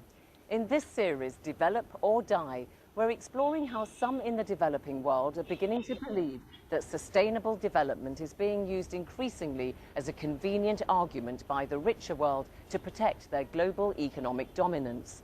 In the first programme, we looked at the powerful emerging economies of India and China. Now we turn to two of the smaller Asian tigers.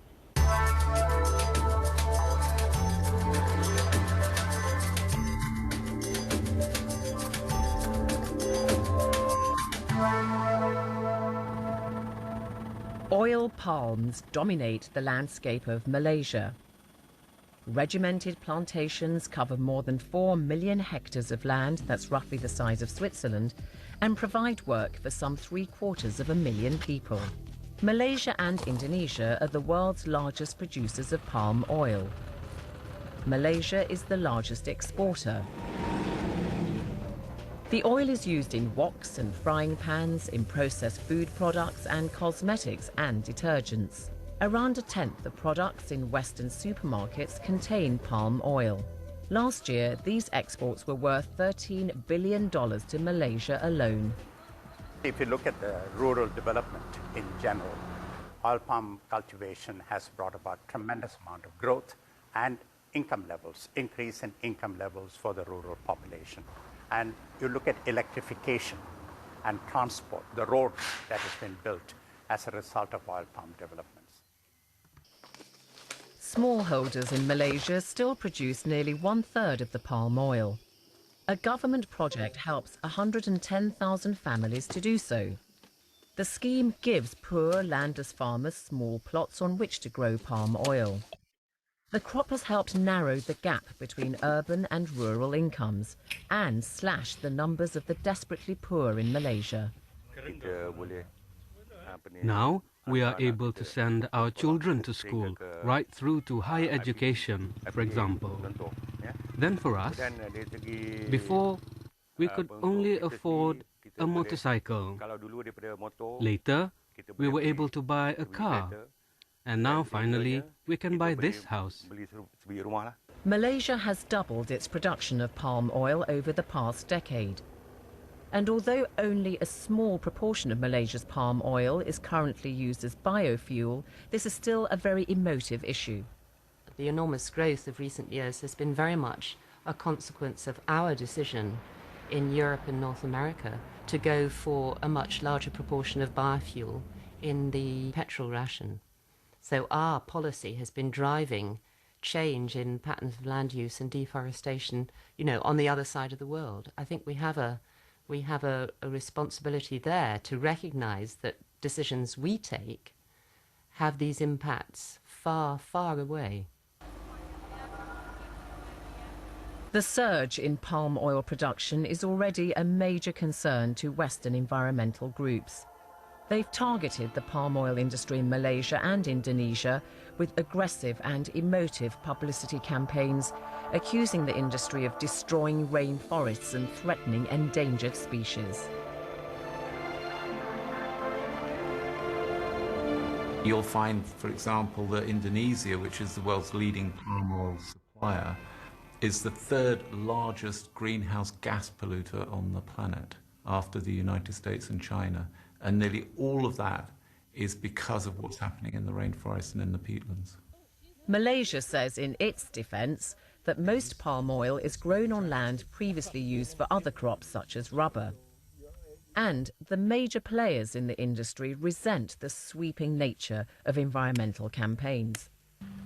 It's a great shame if the entire industry is painted with the same brush, and that is the thing which we often feel has been the case in some of these campaigns against palm oil, and that's most regrettable. Now, if it's all about bashing and bashing and bashing without spending time listening to reasons or spending time really understanding what's happening on the ground, it'll never end. And it's not going to help anybody because it's going to basically result in a lot of miscommunication. It's going to result in a lot of resentment. And at the end of the day, nobody's going to win.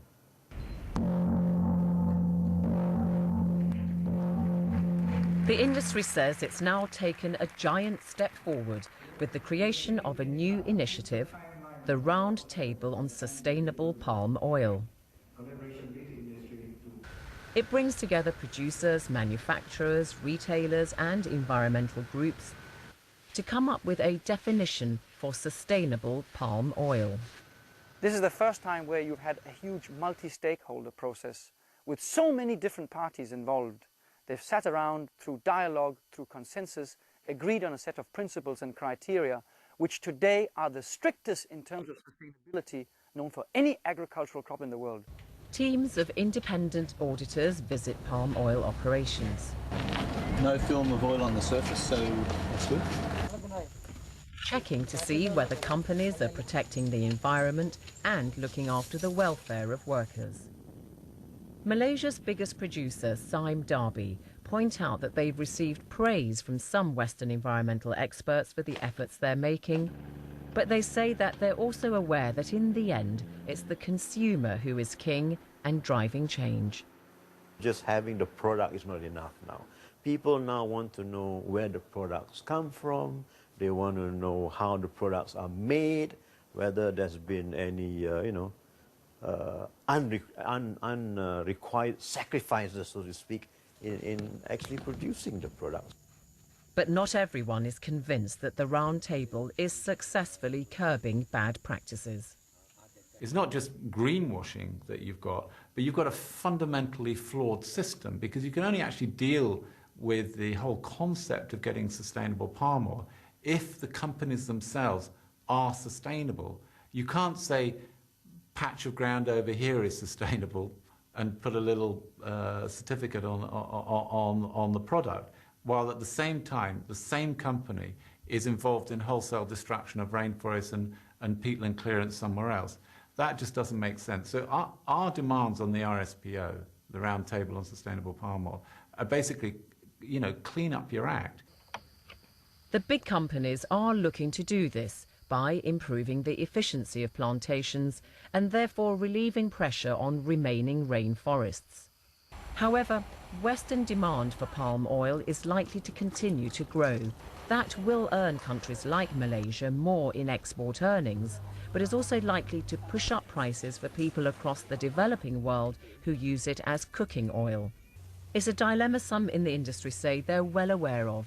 Palm oil by far has better productivity numbers compared to soya or any other edible oils.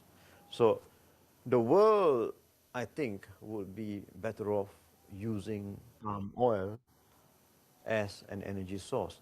However, having said all that, we are also very concerned about this food and energy debate that's going on. And we like to make sure that whatever we do now and in the future is a responsible action.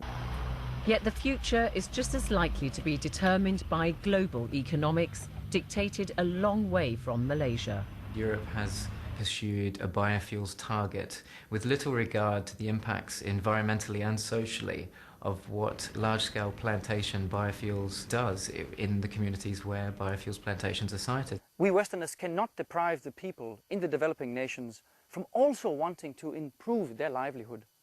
It's a balance, and this is something which we have to accept, we have to appreciate. There has to be that balance. There has to be that balance in terms of development and protection or conservation. The fact is, palm oil is representative of something bigger. The environment versus economic development. Crops for food in balance with food for fuel. Consumer demand in the West influencing livelihoods in the East.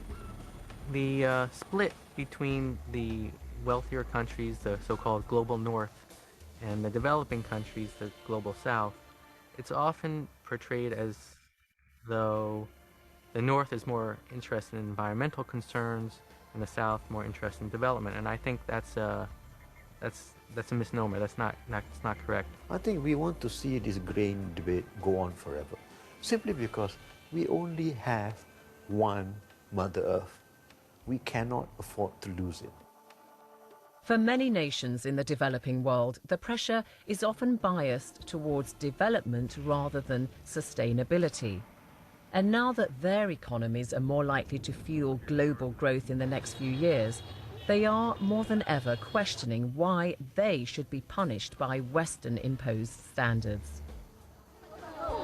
After the break, we travel to Vietnam and look at tourism, what's claimed to be the biggest industry in the world, and ask whether it can ever be truly sustainable.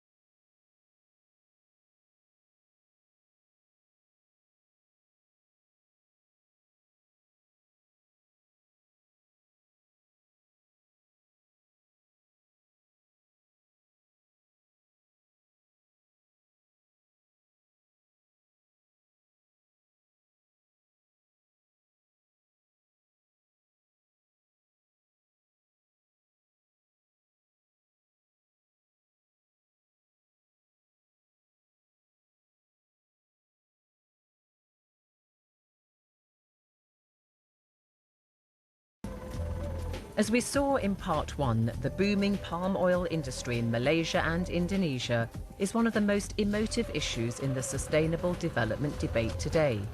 But lurking on the horizon is another that in the long term may very well have much more impact on people's quality of life in the future: tourism.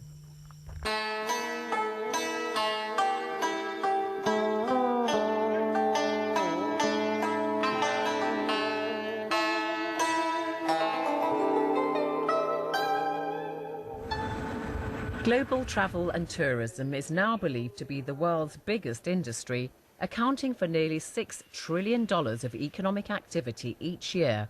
That's about 10% of global gross domestic product. Trade shows like the huge World Travel Market held annually in London are evidence of just how big the pie is and the intense competition between nations to get their slice of it. For many emerging nations, tourism is a vital sector fueling growth. Tourism is actually, from an economic perspective, the economy is very, very good because you are not using much foreign reserves in order to bring in foreign reserves. So economically, it is very attractive. Vietnam is a latecomer to the industry. It's seen the boom in neighbouring Thailand, where tourism makes a larger contribution to the economy than in any other Asian nation. The tourism is considered by the government one of the key sectors in the national economy. And so far recently, especially in the past 10 years, the tourism has developed a lot. Tourism is a very important industry. It's one of the sectors that contributing to about 13% of the economy GDP to the country. Economy employment actually creating around 4.8 million jobs, which is a lot. It's in central Vietnam on the beaches around Da Nang, where once American servicemen went to relax during the Vietnam War, that the pace of development is at its most striking. It's where Neong Khan lives. The son of a local rickshaw driver, he works at the Nam Hai Hotel, earning a wage that was way beyond his father's dreams. Khan has worked all over the country and moved back home to join the Nam Hai. I'm very surprised when I'm back here on the end of 2006. There's a lot of property, very big property in Hoi An. Long stretches of the beach are enjoying a building boom as five-star hotels and celebrity golf courses scrabble for a piece of the action. Despite the economic uncertainties of the age, developers and the Vietnamese government see tourism as an economic win-win situation, both for the country as a whole and for the locals. Certainly with the golf courses, we'll bring in the more tourism. With the hotels that are coming up, it'll obviously bring in many jobs for the local people. I think as long as the country itself and the people keep pace with the development, then I think it will be a good thing for the country. Tourism is often called the industry without smokestacks. Nam Hai's investors believe developments like theirs bring not only employment to local people, but can also enrich lives in other ways. We started hiring 18 months before the resort opened. And the first thing we did is we put everybody into English language classes, that we actually ran in the sort of the shells and the first structures that were being completed at the resort. Tourism, if done the right way, I think can be one of these industries that has relatively benign impact on the environment, as opposed to the kind of impact that agribusiness, natural resource extraction and manufacturing can have as comparisons. But not everyone's convinced that a rapidly developing tourist infrastructure brings only benefits. A lot of tourism ends up being developed in the most beautiful and most fragile places on Earth. So when they get overwhelmed by the numbers and by the development, you ruin the very things that people are going to see. And we have to find a way to prevent that from happening. The Vietnamese government claim they understand the problem and can deal with it. But if tourism needs anything, it needs long-term planning. And some developers inside Vietnam are skeptical about the government's ability to plan ahead. One of the biggest concerns I have here, is really the long-term sustainability of government systems. The Vietnamese are incredibly good crisis managers. However, their problem is longer-term thinking and planning things out a little, somewhat more systemically. It's not just the growth of tourism that worries many, it's the kind of tourism too. I think what we need to ask ourselves is there only one model down which mass tourism can go, or are there other ways in which you can develop a tourist sector which is less damaging to the local environment and lower carbon in terms of its intensity?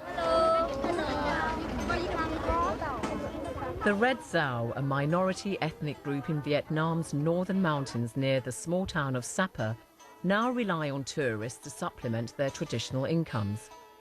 Overseas visitors here are drawn to a different type of tourism. It's lower impact and, say its supporters, more sensitive to the local environment. We don't have swimming pool, we don't have flat screen TV, we don't have aircon.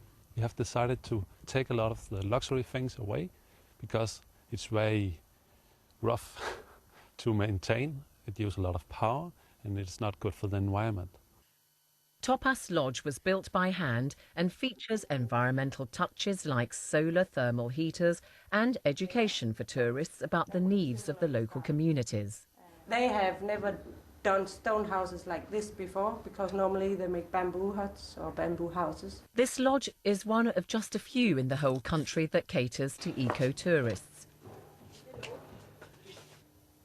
Part of the problem, though, is that developing green tourism isn't high on the government's agenda. At the moment, they are more concerned about economic growth and they don't think so much about environment yet. So far, many of the people in the Vietnamese government, they talk a lot, but they still have to learn about what is environment-friendly tourism. It's not a part of the education, they have to learn about it. Some local tour operators say the fault isn't primarily that of the government, but of greedy Western travel operators who keep most of the profits from holiday sales back in their own countries. I think a fair system is allowing that the money would be actually going to the host country, contributing to the economy, trickle down to the local communities, and that would have to probably protecting more the environment. Developing countries particularly need to develop, they need to prosper. But I think what we've got to be able to do now, especially knowing the science of climate change, the impacts on biodiversity, the effects that we're having on planet Earth that maybe we didn't know 20, 30, 40 or more years ago. Having all of that knowledge means that we've got to try and do things in a different way to the way they were done in the past. Vietnam and other developing nations looking to tourism to improve their people's standard of living seem caught between the proverbial rock and a hard place. Rapid development can bring in huge amounts of hard currency in the short term, but perhaps at a huge cost to the environment in the long term. What we can't do as rich industrialized countries is to turn around and pull up the ladder and say, I'm sorry, no more development. That's simply not acceptable. People who do not have access to energy, people who are looking for development, economic development to improve their livelihoods. These are essential needs that will be fulfilled with or without fossil fuels. So what we need to see instead is support for clean, sustainable development decoupled from fossil fuel growth. Emerging economic giants like India and China are going to continue to grow. Smaller developing nations like Vietnam and Malaysia are going to continue to seek to raise the living standards of their people, because ultimately, developing nations want to attain the same living standards as those in the West. And they're becoming more and more suspicious about the developed world telling them to act responsibly. The right approach would be for the rich countries to say that, yes, we are responsible for most of what has been going on with global warming, and we accept that we should cut our emission much more than you should.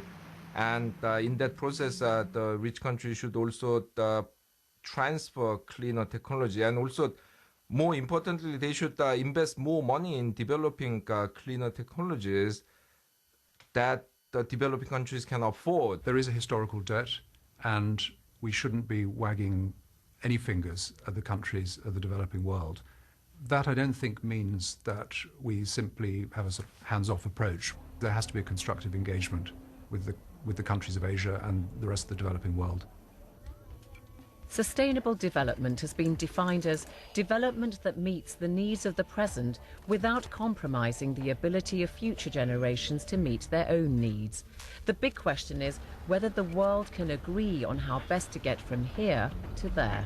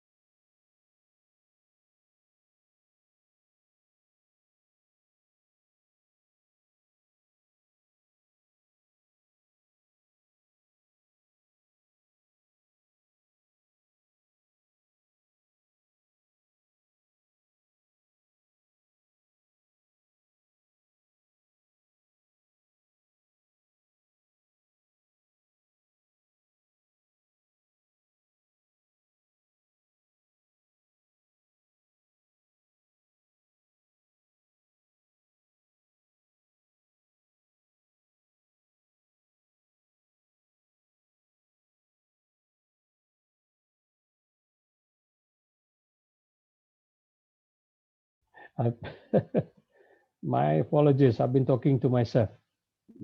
Yeah, Prof. I know why I should. I thank you for.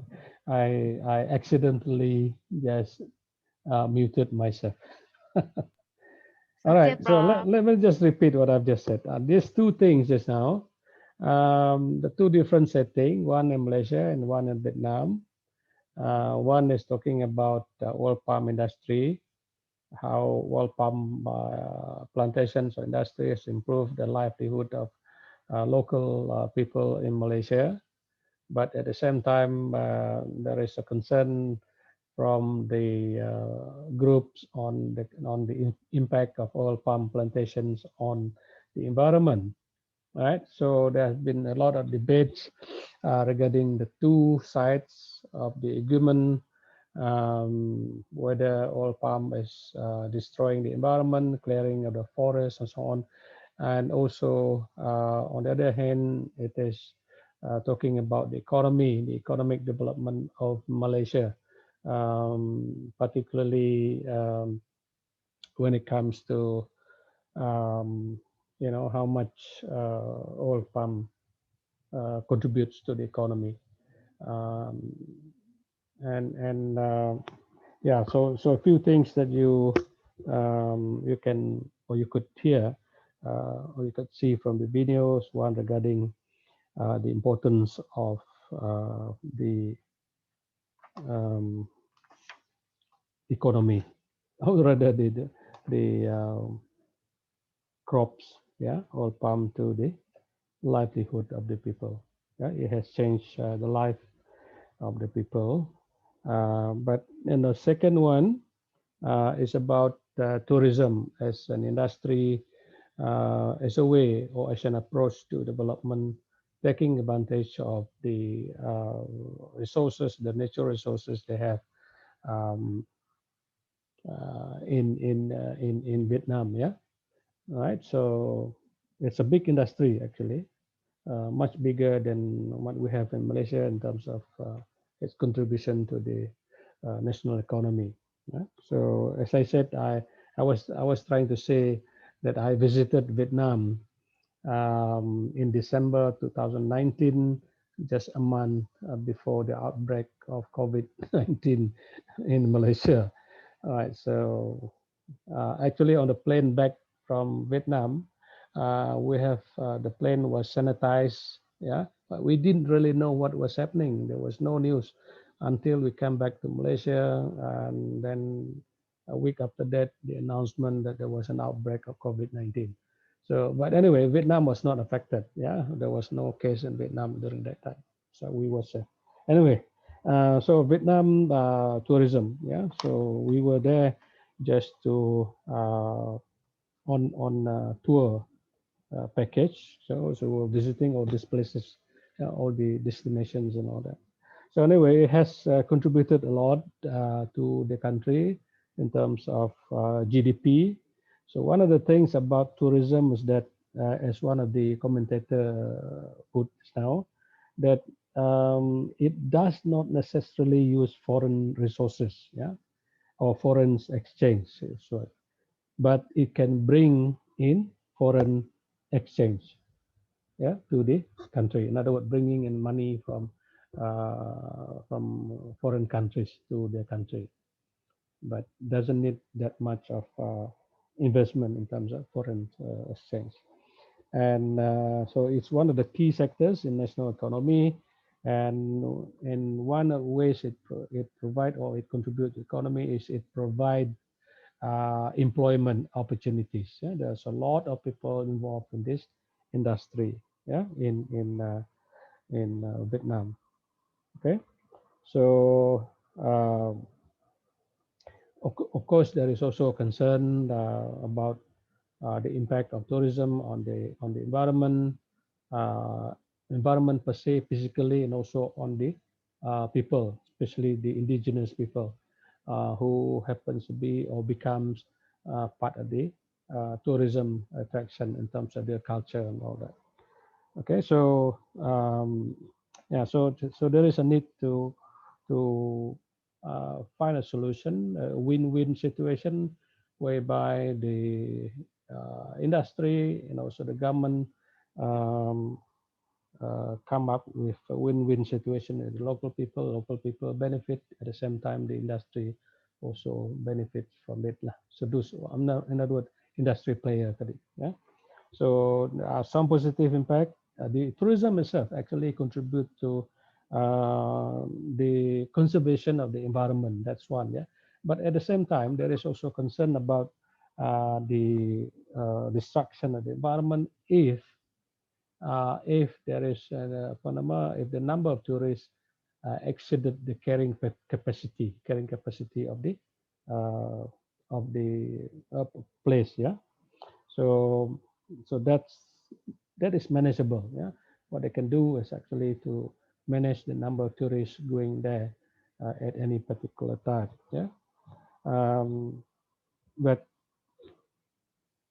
if you compare oil palm and tourism, I think definitely tourism is less destructive, yeah, less damaging to the environment compared to oil palm, yeah, definitely. But in a different way lah. So we can't really compare between the two, yeah, because oil palm something that brings quite a lot of money, yeah, to the country as well. All right, any comments sebelum kita? Oh, the last thing that was mentioned in the video is that we cannot deny the local people, particularly in the developing countries, the same level of or the same standard of living as those which are now enjoyed by those people in the developed countries. So, I mean, that's part of the agreement. So, how can you, control and not allowing people in the less developed country to also enjoy the kind of life that you enjoy in Western or developed countries? So it's just part of the process, yeah, part of the process to achieve that kind of standard of living, yeah. To kind of my comments on the video. Do you have anything to add to that from your observation, Francisca? Anything to Yeah, say? Prof. What do you think Maybe, maybe yes. in terms of? Economy. Okay. So haraplah yang negara yang tengah develop macam tu lah, Prof. Supaya lebih, ya, lebih menunjukkan progress macam tu. A good progress. Yeah. Okay. Right. That's the goal of economic development anyway, to achieve higher standard of living for all. Yeah. But the means to achieve that is different lah. Yeah. One of which maybe through land development, the other maybe tourism, other countries maybe through industries and so on and so forth. All right. Thank you, Francisca. Anybody else? Welcome, Prof. Okay. All right. Any other comments?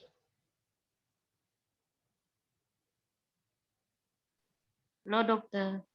Okay.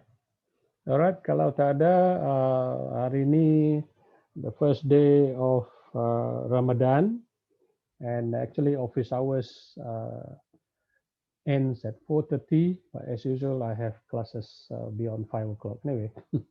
Jadi kalau tidak ada apa-apa lagi, itu saja untuk hari ini, and I'll see you again next week with another topic. Okay, Prof. Okay. Yeah. Thank you No, very much. Doctor. Okay. Thank you, Prof. By the way, Thank you, let me share again. Mana tadi ya? Sudah buang dah. Oops, no, I don't have it there. I wanted to share the attendance tadi. I don't know where I put it. I think I've lost it. Do you need that attendance? QR code, I mean. Perlu kah? mungkin ada yang belum scan kok, Prof. Tahu lah.